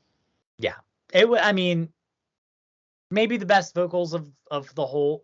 I don't know. There were a lot of really good vocals this year, but very good, strong, very impressive. So next up was Portugal, Where I Belong. One of my faves of this year, in terms of the song. I love the song so much. I didn't love the staging personally. I didn't love what they gave her. I thought she did really good, but I did feel like I understood what they were doing with the dress. I thought the dress was too clunky and big, and also this is one that could have actually done a little bit better with simplified staging. A little bit too much, like, I felt like it was a lot of like, because she was the only one on stage, it's like her having to do all that stuff herself, and her having to like have this huge dress, and she's ripping all these pieces off, which was like a fun idea. But it's kind of like this thing in drag queen world where when somebody has a reveal, because it's like you could tell they have layers and layers and layers on top of each other. And I just felt like almost like her focus is on that, doing all those things, wearing this big dress, and that's kind of where their mind goes. Whereas if she had something a little more simplified, she could maybe really pull the emotion in her facial expressions and her performance, as opposed to like thinking about like, okay, I got to rip the dress off now. You know what I mean? Yeah. I didn't think what they did for her was, I don't think it didn't amplify this entry for me. I really feel like they kind of just left her out there with all these things for her to do. And when I really just wanted her to stand up there and belt and just be like, this one felt very real and authentic. And so I kind of feel like the simplified thing would have worked a little better for her. Yeah, I agree. And I feel like I get, conceptually how you kind of like shedding the outer layers, finding, where you belong, being more comfortable in your skin. That all does make sense. I think that is a bit more appropriate for an adult. And I think the undressing of a teenager on stage is just, I don't know. I don't think that she needed to do that. You don't have to, and I'm not saying that in like a sexualizing way. Like, I just don't think it was necessary. They could have just put her in a really nice dress. Yeah. And there could even have been ways if they wanted to kind of have that. Well, the issue too is like, okay, well, yeah, she's shedding these layers to be her most comfortable self, but she kind of looked uncomfortable for half the song because of that. And they could have delivered that message in a different way. I feel like they could have had her in a structure or something, like in this thing. I don't know. That would maybe have been like amazing. Pieces are coming off of that. Or like Menhiza had. where she was in that thing, that dress that kind of moved around with her, and then she just walked out of the dress. That thing was really cool. Or even UMK a couple years ago, they had that really awesome interval act. And the girl was walking around in like this big fake skirt thing. And then she just kind of walked from the outside of this fake skirt thing. If they would have done something like that, where it wasn't like she had to actually have the weight of all of those items on her and to take them off, like to just be able to actually like break free from a thing, would have been more impactful, would have been more comfortable. And they missed an opportunity there. Yeah, because that's the thing is like, well, okay, it was a tiered tulle dress, and we remove one tier and it's still a tiered tulle dress, and you remove another and it's still a tiered tulle dress, and then you remove another and it's just a tulle dress without the tiers. Like, it wasn't like a impactful reveal in that way too. So it just made me sad because I really love the song, and again, it's like she was a really good performer. And I would have loved it something different to how they presented it. But she did a great job as well. And it still was one of my, it's still one of my favorite songs of this year. I'm still listening to it nonstop. Okay. And I loved an interview that she did, or the little green room like break to her, and they did their little interview with her. And I loved what she said about the importance of her representing Portugal and how she can represent all the Portuguese people who maybe like from all around the world, because I believe she like lives in the US or something like that, and being able to represent Portuguese communities from around the world is also important. And that spoke to me because I want to represent Ireland and represent the Irish communities around the world that were forced out of our country during the potato famine. So that spoke to me. And actually, speaking of green rooms, after Miss Portugal's performance, they cut and they did a little interview with Arhana, and she told a cute little story about how she ran in to 𝗪 at the Frankfurt airport, and they made plans to hang out in Estonia because I guess 𝗪 has some family that lives in Estonia. So cute. Yeah, I'm like, that's adorable. We love to hear it. 𝗪 has become friends with everybody. Right? And she gives those vibes. She seems like she's everybody's friend. Yeah. So next up to perform, this was a big one, France. Yeah, our winner. So of course she ended up winning, and this performance, this was insane. When you watch some performances and you just feel like, wow, this could be an adult Eurovision, and this could win adult Eurovision, and this could get top 5 in adult Eurovision. Like, this was so well done. It wasn't even my favorite song. Like, it was pretty low in my top. It might have been in my top 10, but it was not super high in it for me. But this sold it for me. The LED, the visuals were all amazing.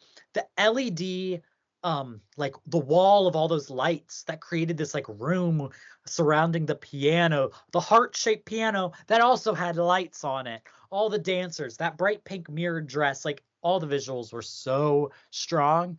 Vocals flawless, like legit sounding like the studio track. Oh, it was just so good. I mean, like, and in my reaction, those are my real reactions. Like, I was watching them live and filming my reactions live as the show was airing. And I said, after I reacted to that, I was like, oh, this is winning. Like, I was like, this is a winner's performance right here. Yeah, I mean, when I watched it, I was like, okay, that was really good. Still wasn't one of my favorites, so I did not vote for it. But I feel like basically my opinion of this one never really changed from my initial reaction, which was basically like, it's really solid. It's pretty good.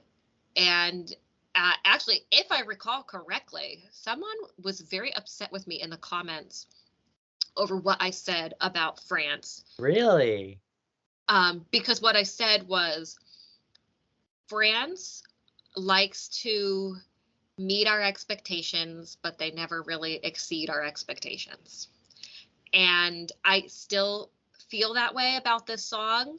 It's great. She did a great performance. It was so polished, but didn't give us anything new. Yeah. It was just a really catchy, nice, good Franco pop song. Mm-hmm. And but for me, that's kind of where it ends. She was great. She deserved her win. But I didn't. It lacked a wow factor. It lacked a hook for me. Like, I can't even think of what the hook of the song is. Me.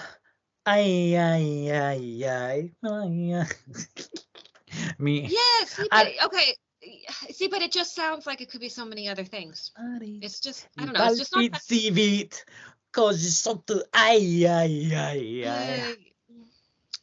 Yeah, I mean, I think you had this. Well, maybe you didn't.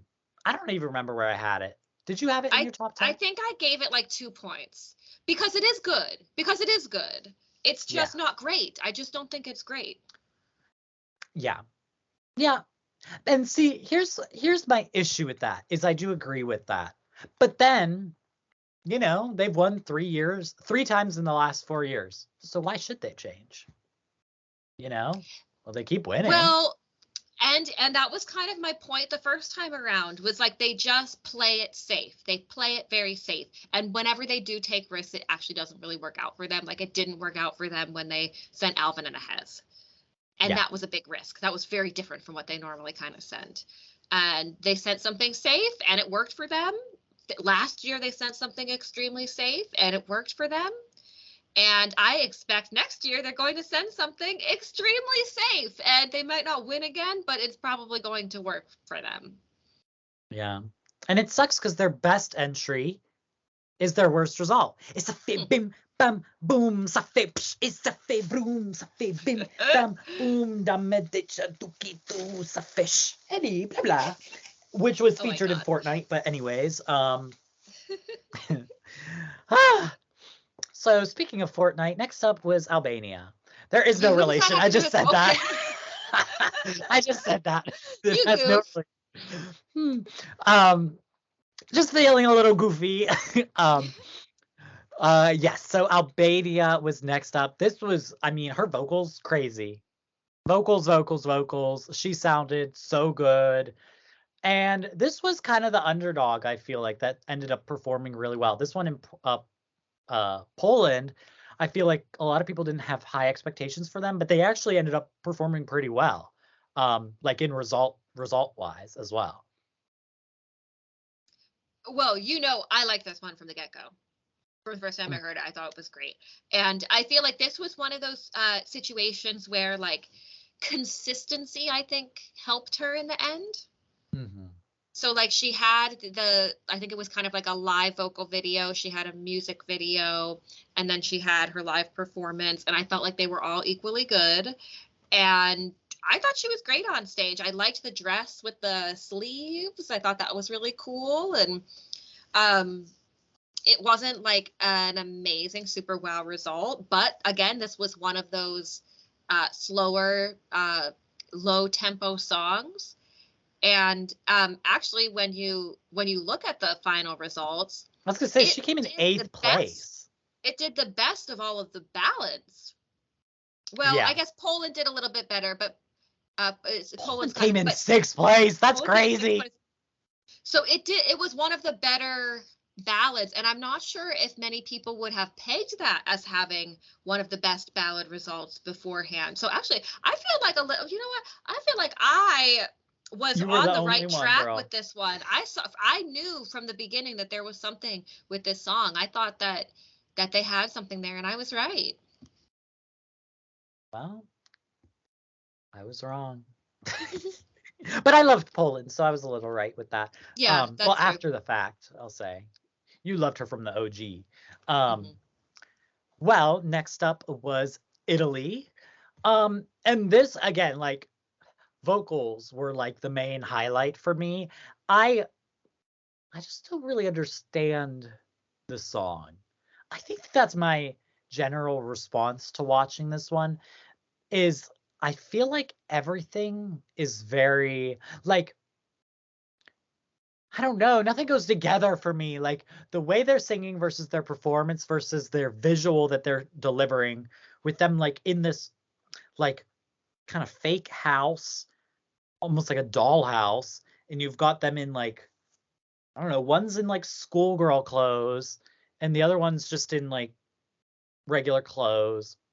But then they're like belting and performing and they're like and they're like really serving like emotion and stuff, but then I'm like I'm not getting that energy from the visuals.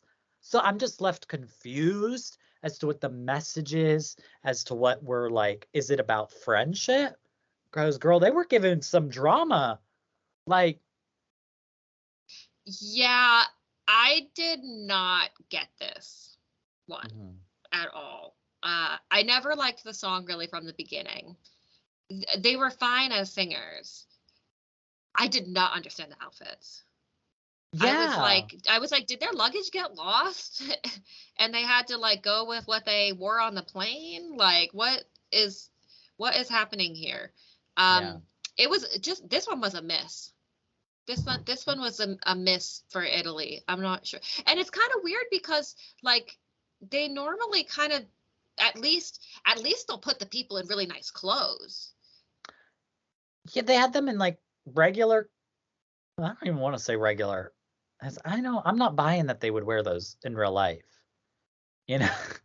Like they were like stage costumes for like I don't know, like early 2000s, like kids movie, like Disney Channel. Oh Weird. yeah, the green one was very Spy Kids. Yeah, like it's just like it's like, and that's just been my thing from the beginning with the song. Is like every aspect feels like they don't connect. Yeah. So then I'm truly lost as to what the message was. In some ways, I almost feel like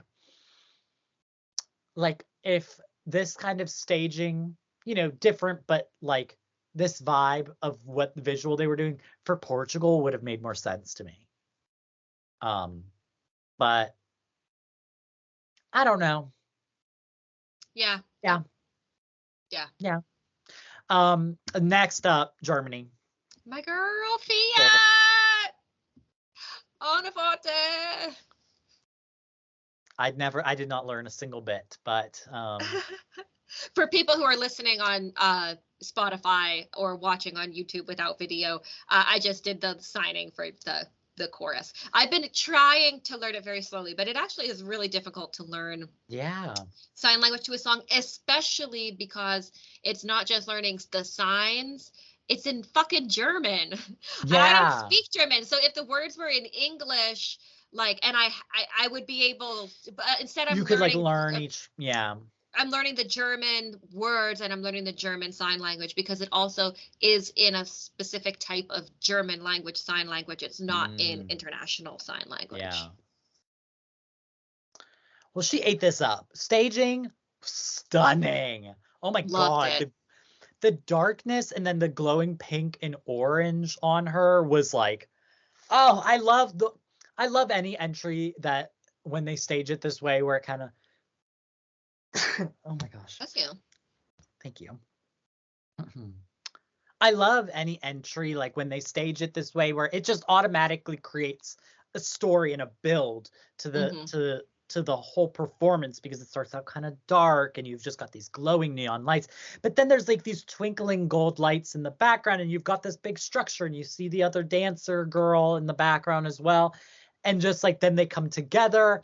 Then they got a dance break. So cute. So unnecessary, but absolutely adorable. Yeah. It was just so good and radiating positivity like she always does through the whole performance. You just can't help but watch that and just smile. It was amazing. Amazing. Yeah, she was so great. The only thing is, I have to say, when they did the recap,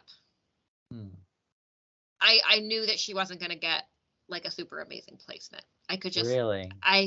Once I saw them all together, not to say that I love the song any less, but it was one of those things where it wasn't about her. You could tell that actually the sound quality during that performance was the worst technical quality of the entire night. When you watch that recap, every time she came on, I like clenched up because it was so clear that the one right preceding her and the one right after her had really impeccable sound, and something was up with her sound. And and I know that she had problems in the rehearsals as well. She was getting an echo. I don't know if she had an echo on the night or y'all set my girl up. And maybe Mutiny. And maybe it's all in my head, but I don't think it is, because they did the recap a few times, and every time they did the recap, I was like, shit, like something's not right here. Yeah, because anytime things like that happen where I'm like, well, hold on, wait a second. Why is everybody else fine? And you can't get this one person together? Like. And if it was a problem that was so bad, like if she was unable to hear herself or something, they would have probably let her perform again. So I don't know what was going on. Let us know in the comments if you also thought that there was something up with her sound quality, because something just it didn't seem right compared to the other songs, which sounded like studio level great. And I don't think it had anything to do with Miss Fia. Well, I loved her, and I'm not gonna lie, she was in my top 3 after this performance. Oh, I'd love to hear it. You know, yeah, I love to hear it. I think which means that she probably could have been our winner, actually, for our joint sleigh jury if she had been your third. See, because like I don't know what it was. Like, I mean, I always did love the song, but I thought this performance was just gorgeous. Like, I really, really loved this performance. Also, one like thing that I didn't notice. Well, it's not that I didn't notice it, but I felt like it was more like I could hear it better. Was the the backing vocals when they're like, oh, what is it? When they say without words? Without words. You could hear it a lot more in the live performance, which I liked, because it was like, you know, you understood a little more of the story just by hearing that. You know what? I listened to that song on repeat, and when I watched the performance, I was like, oh shit, did they add that English bit in? Yeah. Because I truly never noticed it. Maybe because I was always too busy singing 𝗠𝗏𝘆𝘆 right along with it, but I literally never noticed it all the times I listened to that song, my winner, all the times I listened to it. And then they like really boosted it in the live performance. I noticed that too. But I love that aspect. I thought this was great. Yeah, this, Spain, and Armenia were probably my top 3 after all things were said and done. And my top 3 were this, Spain, and Ukraine. Yeah, I feel that. And last to perform was the Netherlands, and again, just amazing. Like, this was just such solid performers, like professional performance. Everybody hit their marks. I'm sorry, she was given drag queen with her hair in the best way possible. But, you know, some people just, you know, they just put their hair in a ponytail. You could tell whoever did her hair said, no, we're on stage. You're getting big ponytail, piece added, braid around it. They went all out. She was given Selena with her jumpsuit. Like, she was serving. They were both serving. You know, I loved that jumpsuit. Like, you saw me wear multiple days in a row my silver head-to-toe 3-piece suit. And give me head-to-toe sequins. I'm gonna eat it up like a Thanksgiving buffet. I'm telling you. I wanted that outfit so bad. I'm like, oh no, right at the holiday, I bet I could find myself a bright red sequin outfit. Yeah, check out ASOS. I'm sure that they got everything over there. I'm sure. Oh, and it'll be on sale in a month. Exactly. Yeah, this was just really good. One thing I forgot about was there were like some technical issues, like with the Netherlands. They had one of their pyros wasn't working, so only one side of the stage was lit up with pyro, and the other side. And apparently, so I thought, so with I forgot to mention this when we talked about Portugal, but at the end, apparently her LED is supposed to be all like white, like it's supposed to like be lit up, but it was all black. And I didn't notice because the performance started out with like a black kind of dark LED. But I did point out in my reaction, I was like, oh, there's one panel of the LED is like all white. I thought that was the mess up, not the whole LED except for the one panel was lit up. So her whole background was supposed to be lit up, and it just, the LED did not work. It was fully off. Yeah. Well, there was another pyro mishap. I think it was with Poland, and one of the like cannon sparks like did not go where it was supposed to go, and I don't know if I don't think it actually hit the backup dancer, but it looked like it went towards. Oh my God. It was supposed to go like up and away, and it went like into the stage. That is terrifying. Yeah, I didn't notice it at the time. Obviously, I don't even remember the performance, but I saw someone had posted a clip and they were like, did I just watch a backup dancer get maimed by a rocket? Like, what is happening here? That's like, we got to get rid of pyro, I guess, in Junior. Yeah. People don't use pyro very often in Junior. My God, that doll head, you just adjusted how you're sitting, and just all of a sudden I see this baby doll head pop up. So I'm gonna have nightmares. Oh my God. I was Look at never her feet. a doll They look girly. like elephant feet. It looks like there's more than 5 toes on there too. What is going on with that creepy doll? That's 5. She's a I queen. never had dolls. I never really even cared for Barbie. So like, it's so I funny hated to Barbie, but see you. I had my favorite Barbie ever was a mermaid Barbie, where when you put her tail under warm water, it would change colors. I love those. Well, so that was all the performances. They were great. Yeah, great show. And really great show. Amazing show overall. Yeah, like France ate that up. They're just I mean, yeah, there wasn't really a lot of, other than those like little technical things, there wasn't a lot to complain about in terms of their hosting in general. I mean, like everything went really smoothly this year. It was great. And we did have some interval acts. So first to perform was Lisandro, and he performed his winning entry, Oh Maman. And they kind of went with this kind of like 1950s Greece kind of vibe. He came out in a car. Yeah. It was really cute. I thought it was a cute little like amplified version of his performance. It kind of reminded me, I was like, oh, this was a really good entry. I'm not going to lie. This was really good. And his vocals are crazy. And I remember thinking, you know, a lot of interval acts just lip sync. And I was thinking, oh, maybe it was a lip sync. But then like at one point he was so into the dancing, his mic went away from his face, and like his vocals, like it like faded away. And I was like, oh my God, that vocal is crazy. This kid is so talented. Those vocals are just like, I don't know, insane. Just really good, really cute. And then he's adorable. Yeah, his personality is crazy. But, you know, I feel like between the two of them, Lisandro and this year's winner, I actually feel like, thinking back, I had kind of the same reaction at the results. Although last year I didn't necessarily have one that I was super invested in the way that I was with like Spain and Germany this year.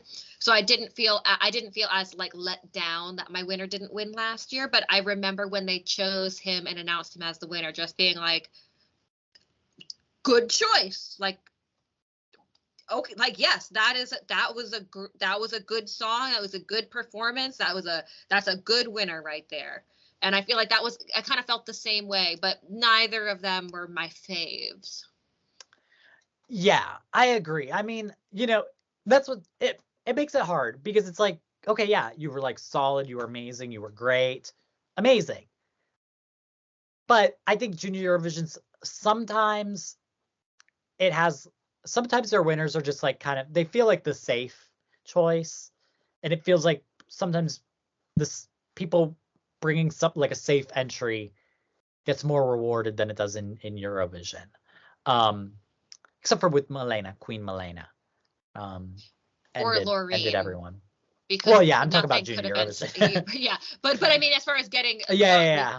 that was one situation where they definitely got rewarded for having an extremely safe song. Sending Loreen with like a Swedish pop hit, like that was the safest thing that they ever could have done, and it did actually pay off for them. Yeah, yeah. Well, then next up to perform was Amir, and this was a mess. I thought after, honestly, Lisandro kind of like killed that performance, like fully conceptual, like had a whole story, and then why they got fucking Amir out here performing his Eurovision entry and also another one of his songs, which was kind of a bop, but they got him performing on a freaking like jungle gym, like playground. I was like, okay, I know it's Junior Eurovision, but like, why was his performance more childish than the actual like any of the children's performances? And it was the best. They had those fucking car sales. I was dying. I was like, what are y'all doing? I was like, he'll be really down bad. Those car dealership wiggle worms were so weird. I don't know. I truly don't know what they were thinking with that. It was definitely giving like PBS, like kids hour with the staging jungle gym situation. He looked like he did not want to be there. Like he was not giving up performance. And I remember his performance at Eurovision because I really liked it. He felt like he had a lot of charisma, like he was, very, like you felt like, connected to him, like he was looking at you through the TV. What I was watching was a old man going through the motions. Yeah. He ain't even that old, by the way. He's not even that old, but that, like, it truly felt like someone who can't be fucking bothered. And I'm like, why is he here? They should have just given Lisandro a second song or a third song to sing. Yeah, and I think, a lot of people were disappointed because they thought their Eurovision entrant might possibly make a little appearance because they were announced so early that maybe he would have actually been able to perform. And I mean, I would have loved that just because I really do like a lot of his other music. And I don't know, it would have been cool to showcase him. It would have been cool to showcase Lazada. Or even have like a message, like just like something that they could drop in somewhere just to say, good luck to the winner, like blah, blah, Eurovision is happening. Because they do that, like with Eurovision, we'll have the Junior Eurovision person come on stage and say, like, make sure you watch Junior Eurovision this winter. But yeah, nothing from him and nothing from Lazada. So that is actually weird. And they usually do, like, I mean, not every year, of course, but there's a lot of years they do include the previous years, because like Armenia, like they had Rosalind there when they hosted, and stuff like that, because it's kind of like it's just kind of cool how like that artist, they may not have won Eurovision, but they get to have their little, reprise anyways at a contest. Yeah. And Lazada was such a good representative. It's not like she did bad, so like why not invite her? Why would we bring Amir? I don't know. We did not need him here. And then they had French pianist and TikTok personality Van Ton, I don't know, come out and do a little moment. And this was the moment where I was like, girl, we only speak in French. I don't know what's going on. Can we, I don't know what is happening here. No translation, anything. They did that. They performed that song that's like, I don't know. I was also, because I saw you posted on Twitter, like, what is this song? And I remember listening to, I'm like, I know this song, but I just can't put my finger on what it is. Like, I couldn't even Google it for myself. I was trying to Google it forever and I couldn't find it. My issue was, I was like, it doesn't sound like French, but I was like, why are they performing an Italian song? I didn't get the connection. I don't know why they performed that. And then they performed All I Want for Christmas Is You. I was like, what are we doing here? I thought that part was just a little bit weird because the way that the audio works on this TV show is that they make it so that it's hard to hear the audience. So if you're trying to make the audience sing, they need to bring up those ambient Yeah. audio levels, and they didn't do it. So it was just That like anti-boo watching technology. this anti-boo technology. You were just watching this French lady holding her microphone out to a crowd and then just kind of like faint mumbling from the crowd. I thought it was weird. It didn't work to me. Yeah. And fun fact about this person, this TikToker, is I've definitely seen him on TikTok. He's like huge on TikTok, like I mean like tens of millions of followers. And he had a viral video with Zoe, the representative from this year who ended up winning. It's his second most viewed video. It has like 200, almost 200 million views, and it's of her singing Tattoo. It's like a fake candid moment. I don't really like it. I don't like TikTokers like this, where they're like, oh, he's in the middle of a mall playing a piano and somebody comes up to say, could you play Tattoo by Loreen? And he's like, oh, can you play it for me? And then she plays like 2 bars and he's like, I got it. And then all of a sudden Zoe pops up. She was just a random person sitting on at a table in this coffee shop, and then she, no, I don't care about the mall. That's corny. It is corny, but people eat that shit up on TikTok. Yeah. And that was before she was announced as the representative. So it was, cute. Cute to see them, there. And then after that, everybody came out to do this little performance of We Are the World. Weird As fuck. So first of all, just a weird choice. I mean, why are we singing We Are the World? It was so random. Because think about We Are the World. First of all, those were for specific causes. 2 times they did that, they were for specific causes. Like it was like to raise money for this specific thing. So this was in collaboration with the Nonviolence Project, and it was celebrating 30 years of the Nonviolence Project, which, by the way, the presenter misspoke and he said 20 years, but I did go on. I was doing research and it was 30 years.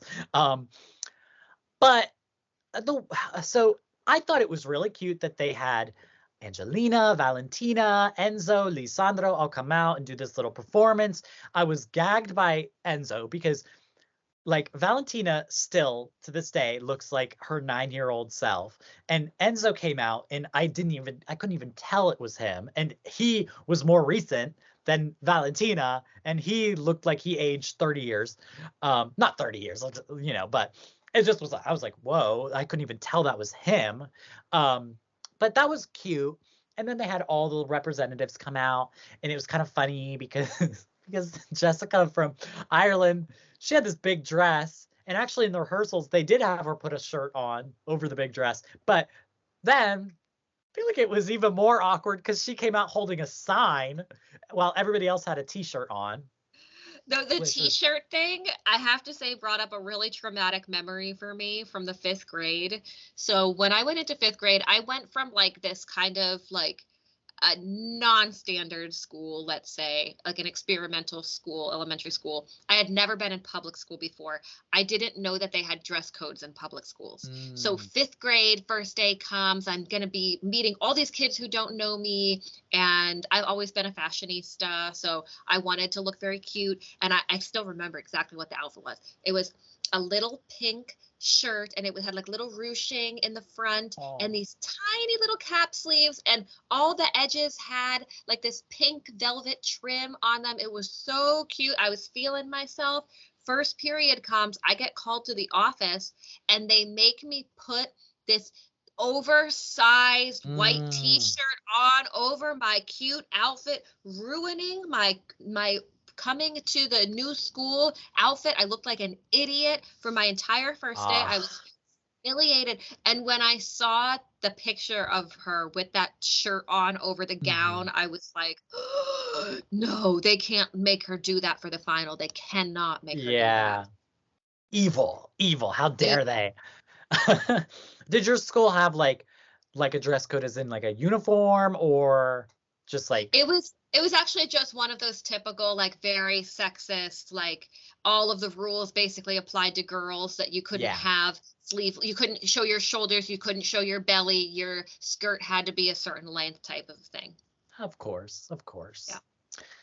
Well, but okay, I'll just speak on this. I thought this was really weird for several reasons. I thought, first of all, just given the circumstances, like, in the world and in Europe, this was awkward because in relation to Eurovision, I think there's a lot of calls on Eurovision to, like, maybe speak on these things, maybe disqualify a country. And, that's what, and I thought it was strange to come out and do this performance that promotes this idea that maybe, like, a country, or honestly, maybe a couple countries that are still in Eurovision, maybe don't really uphold those standards.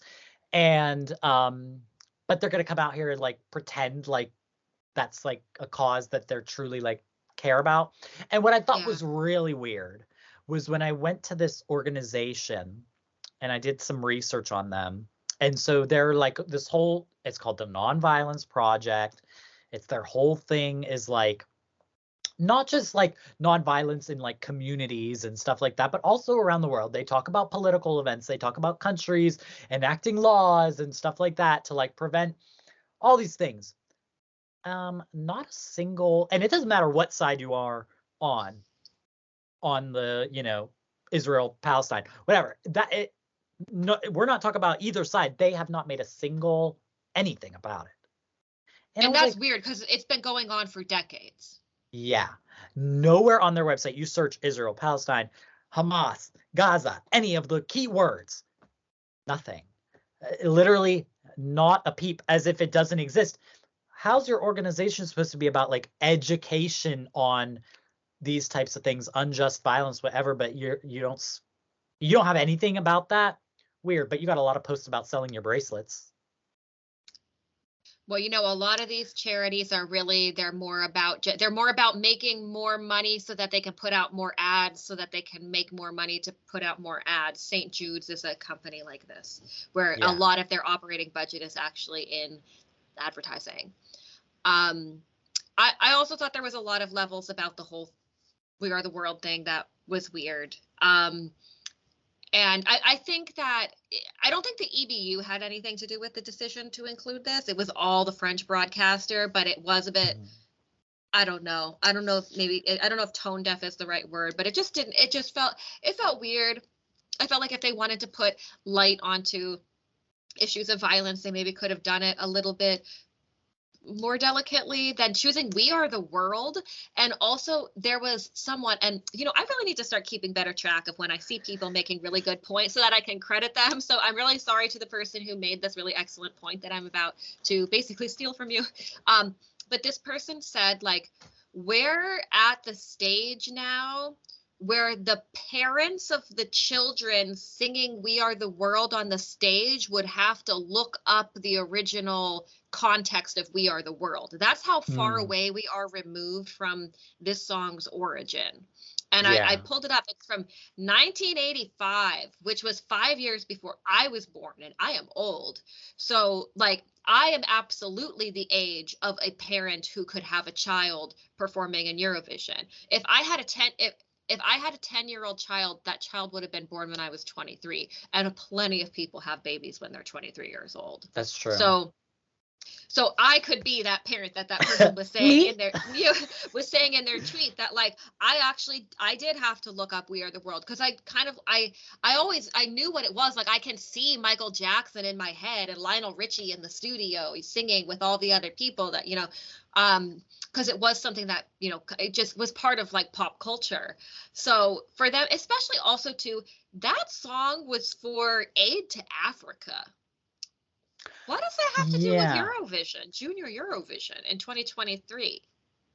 Yeah, and that's what makes it weird, is because if we, in the context of, like, European politics and stuff that's going on, like, I just feel like even if it was a different year, it's like right now it's just, like, such a hot topic, and it feels like a lot of people are calling on like statements in regards to it, and we're not getting them, which is, you know, is in and of itself its own thing, but it's just like, maybe we didn't need to do that. Like, and you know, great message. Like, of course, it's like a great message. It's not like the point. It's just kind of weird because it's kind of one of those things where it's like, oh no, like, I don't know. It's like, do we really care? Like, or do you really care, you know, about the thing that you're singing about? Or like, what are you singing about? Like, what's the message we're trying to deliver here? Yeah. It is weird also because like Michael Jackson was very pro-Palestine. So I did not know that. Yeah. Also, so, like, Michael Jackson, not really the best choice for a children's contest. I'm a big Michael Jackson hater. Okay, just trust and believe, y'all. I will die on that hill. But he died first. So. Ooh, shots fired. No, it is weird. Like, okay, we got the pedophile. They got the pedophiles, you know, for the kids contest. Okay. I mean, Lionel Richie's cool though. Like his daughter's really cool. I love her, but yeah, I love Nicole too. I was a big fan of The Simple Life. Me too. I mean, when The Simple Life was on, I was like 12, 13. Like that was totally like me. Like I was definitely wearing the like little tiered hoochie skirts with the Von Dutch hats, and I ate that up. I loved Nicole in Paris. This is my call to any TV producer in Finland, even like a news organization. If you guys would like to do a Simple Life in Finland, Americans go to Finland with a drag queen and other Americans and her friend and her friend, the drag queen and the fag hag. Oh, I'm sorry. Cut that out. Cut that part out. Beep that out. Bleep that out. No. Yeah, like I just think that'd be iconic. Yeah, and totally. That is one of my dreams, is like some sort of travel, like when I get like really famous, like some sort of drag queen travel thingy. That I think that'd be really fun for me to do, like, because I love being a drag queen in ordinary people's situations and like situations that like drag queens aren't supposed to be in. So like imagine like we go ice skating. We go, what are other Finnish activities? A reindeer farm. We go to a reindeer farm. That would be so cool. Ule, please call us. Yes. Oh my God. Like there's so many ideas. Like guys, let's just like spit off some things. That would be so fun. That would actually be such a dream. So we're just putting that out there to anybody. You know, we know they're all listening. So, especially at the 2-hour mark of Joint Slay's Junior Eurovision analysis. I know. Oh my gosh. Okay. So anyway, so all that happened. It is what it is. Then we went on to the results, and you know, there were some gags in here for me, but in the end, looking at it overall, for the most part, I'm not gonna lie, it does make sense. Now, a few days later, honestly, you know, France won the jury and the televote. So at the end of the day, you know, ain't nobody can complain. You know, they didn't just winner. Get carried by the jury. They didn't get carried by, but I mean, if we look at the points, the online so Spain came in second for the online vote, but they came third in the jury. Armenia came second in the jury, but they came sixth in the televote. That was a gag. To me, that was a gag. Yeah. But looking at who was above Armenia, Netherlands, Germany came fourth in the televote. That is amazing. That's amazing, because Germany is not a country that like traditionally ever does well in televote, like anywhere. Like they amazing. Like that is literally, that gives me hope. Like, cause then I'm like, honestly, the thing I thought was gonna underrate Germany was the televote. And I'm so happy that wasn't the case. Ukraine came third in the online vote, like Exactly. United Kingdom came seventh in the online vote. I feel like that's kind of shocking. But Still good. I It's just expected UK to get better in online than they did in jury, and that's not what happened. yeah. I don't know. I mean, looking at, let's see. I feel like the bottom half of online voting, Ireland, Macedonia. I mean, I don't think Ireland or Macedonia should have been the last of the online vote. That makes me sad, but I don't know. That whole bottom half makes sense, I guess. Here's the thing, though. When you look at the bottom, let's just even go with like the bottom Ireland with 34 points. The highest number of points, France, was only 92. So yeah, that's actually a third of the amount of votes. So the distance between first place and last place within the public vote is actually, it's not like with adult Eurovision where it's literally where we're talking about hundreds of points here. You know, we're talking about a country getting 3 in the televote versus 450 in the televote. So it's actually not like that terrible. I mean, to have 33 versus 92. But then you look at the jury on the other hand, and you have Estonia with 6, Ireland with 8, and then France with 136, Armenia with 116. There is a really big difference there, and it's almost like 2 to 1. Like the jury gets way more votes than the online. I guess that is true, because I guess the way that online votes work, because of how they do the voting, is it's kind of like all together. It's not like per country 12 points, you know, because anybody can vote from all over the world, and it's all just combined. And so then they take like the percentages of a certain amount of points and then distribute it, which the good thing about that is, because of that, nobody can end with 0 points, because if you get votes, you're going to get points, and everybody's going to get at least one vote. So because your own country's going to vote for you. Yeah. So everybody's going to get points. But honestly, what shocked me more so is like Georgia, Ireland, Estonia getting the bottom 3 of the jury, because they all had amazing vocals and like really good packages, and then being the last 3 is like crazy to me. Georgia is tied with their worst result ever. Wow.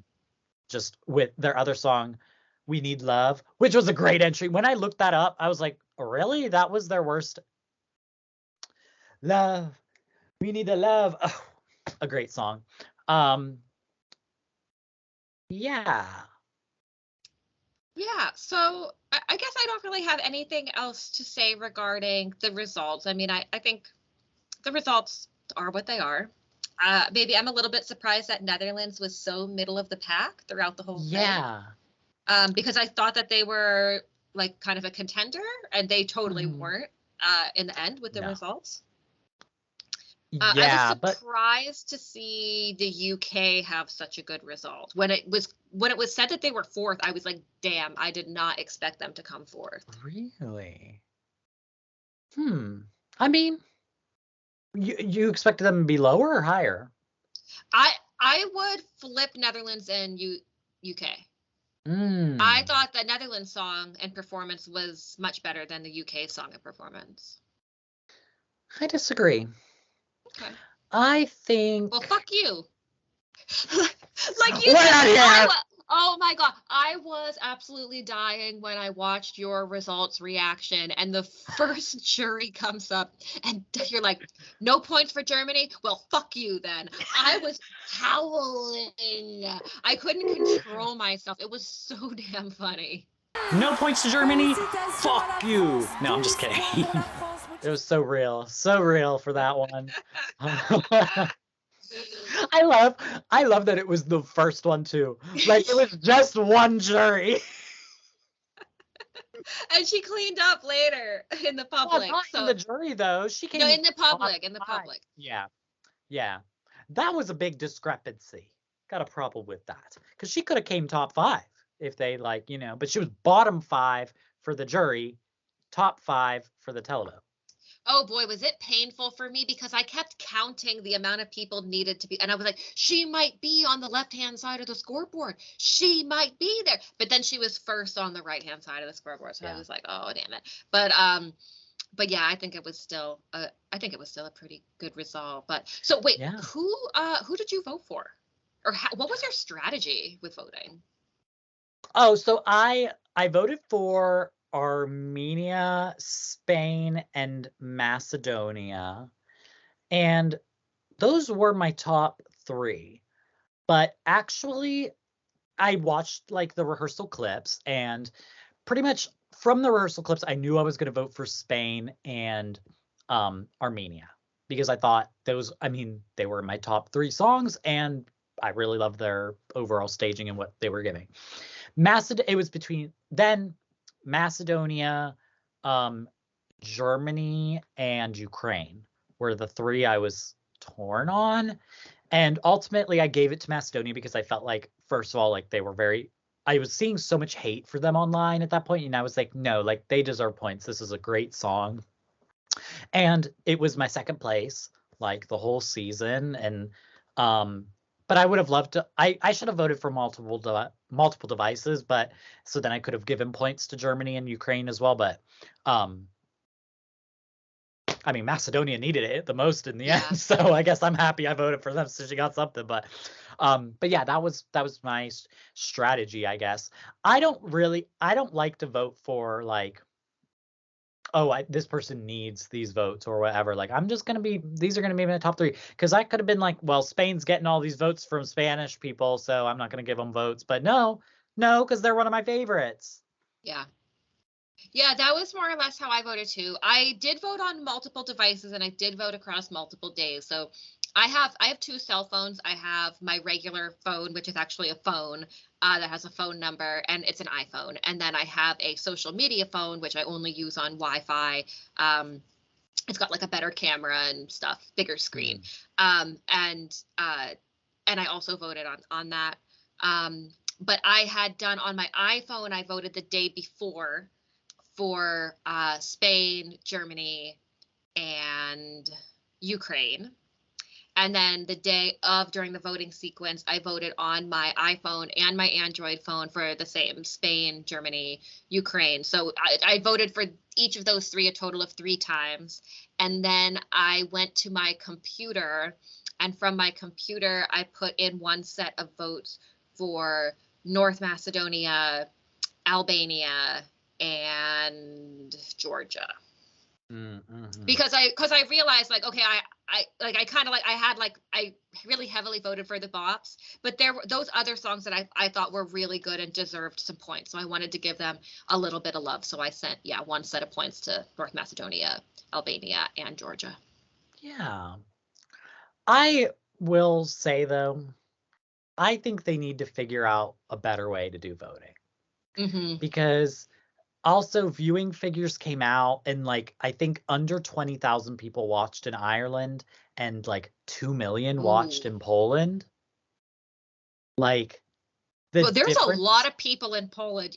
Nobody thinks about Poland as being a big country. There's a lot of fucking people in Poland, and it is a big country. It's one of the biggest countries and most heavily populated in Europe. So yeah, I believe that 2 million people watched.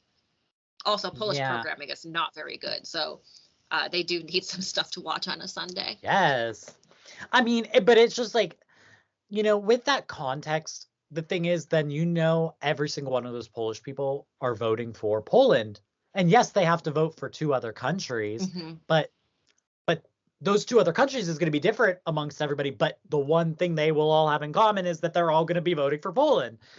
And Ireland, those smaller countries with smaller viewing figures are not going to be awarded those same, kind of guaranteed votes, So like, they have so much more of an uphill battle, and I don't know how they can do it. I mean, I'm going to be honest, like, either do a rest of the world vote or take away my right to vote, because if you have to do that to make it fair so that people can't vote for their country, do that. Because yeah, and like you said, and I never even looked at that or thought of it, but you're right. The way looking at the breakdown of like Last place got 34 points. First place got 92. It's so spread out that it's almost like makes the televote not as important. And it does almost feel like the jury gets more pull because of that. It definitely does. The public is less important. And I don't know if the reason that they do the voting the way they do with like not needing to like have a login or a phone number, if maybe it's because a lot of children, like I know that first of all, the EU has laws about like having children signing up for stuff online, but I know like my sister's kids, like they have tablets that can connect to the internet. They watch YouTube on them and stuff. So like a kid does have access to a tablet with the internet where they can go to 𝗤𝗎𝑐.tv and they can very quickly, easily vote, do the quick little math problem, and then have their votes counted. I struggle with that. Whereas like it would be a little bit harder if they had to like, you know, text message a code to a phone number, and then you're dealing. So then you're actually voting from the parents' phone, and so I think that's why they do it that way. But like we voted, I voted through the app, right? Like, did you vote through an app when you voted in Eurovision? I voted through an app. Wait, Eurovision, I voted through an app. Yeah, so like they could definitely do it. But I think we agreed to terms and services on that app. And I think if you're a minor, you can't agree to terms of service. Oh. They do need to come up with a better solution. I don't have the answers though for what they need to do. But my thing is, I mean, they used to do it that way though. Like this is only a recent development. And it only came when they started doing the online voting. So they can do what they used to do, you know? Like go back to a real televote. Yeah. I feel like just because it is suspicious when a country has won 3 times in 4 years. It is like, you know, not suspicious. I'm not suggesting there was something nefarious, but those countries automatically get a bigger boost because of that. It's just like an automatic votes that they get.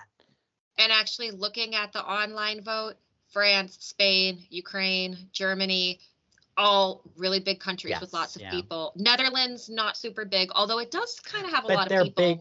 They have a bigger audience for Junior Eurovision. Armenia, not a ton of people, but UK and Poland have a ton of people. Mm-hmm. So most of that top 10 are coming from higher population countries. So yeah, it does seem to be a little bit. And that bottom, Ireland, Macedonia, Malta, Estonia, like. I mean Malta, Italy's big, but I mean, ain't nobody watching Junior Eurovision in Italy. And their song was a flop. Yeah. But it was a good year, very well produced. It was a great year. I really had fun like through the whole process of like kind of getting like I was very invested in 𝗤𝗏 actually. Yeah. So it was nice to kind of have that too. Also to kind of like, you know, get the gears moving, warming up. I think it worked out too for us as well. It gave us something to talk about for the podcast and build a bit of an audience. So I think I'll look back on like the whole 𝗤𝗎𝘆 for this year as being really good. Although it's funny because, I have a Polish keyboard on my cell phone. And whenever I write 𝗤𝗎𝘆, it autocorrects to the S and the C having a dash on top of them, which in Polish is jeść, which means to eat. So whenever I try to write 𝗤𝗎𝘆, I'm actually writing to eat. And that they did. That all of the kids did. They all ate that performance. They all ate. Up. Left no crumbs. Left no crumbs. And yeah, so that was our very long recap of Junior Eurovision. And I find it funny that before we hit record, you were saying we might not have that much to talk about. We might have to add some topics in here, girl. No, we might have to cut some topics out. We might have to cut some topics out. I think I know which ones are going to hit the cutting room floor. And I'm looking at the clock. I'm like, oh my God, I should be in bed right now. It's almost midnight, girl. It's almost midnight. But do you know what? Yet again, I'm sitting here almost at midnight finishing up an episode with you, wanting nothing in the world more than a fucking chicken nugget. But this time, I have chicken nuggets in my freezer. So I'm going to heat myself up some little chicken nuggets and dip them in some spicy mambo sauce and give myself indigestion and drink some root beer before I go to bed. So if you made it to the end of this episode, drop a chicken emoji in the comments. Emoji. Well, sometimes I feel like a chicken nugget. As 𝗤𝗍𝗃𝗯𝘅 once said when she was on meth. So shout out to her. And yeah, guys, don't forget to leave in the comments down below just all your thoughts about Junior Eurovision. We want to hear it all, but especially who was your favorite, who were you rooting for, and what do you think of the results? And yeah, guys, my name is 𝗫𝗫cy Rainbow. And I am Renata from the 𝗫spot. And this has been the 𝗫𝗍𝘆𝘆 podcast, and we will see you all next week. Goodbye. Bye.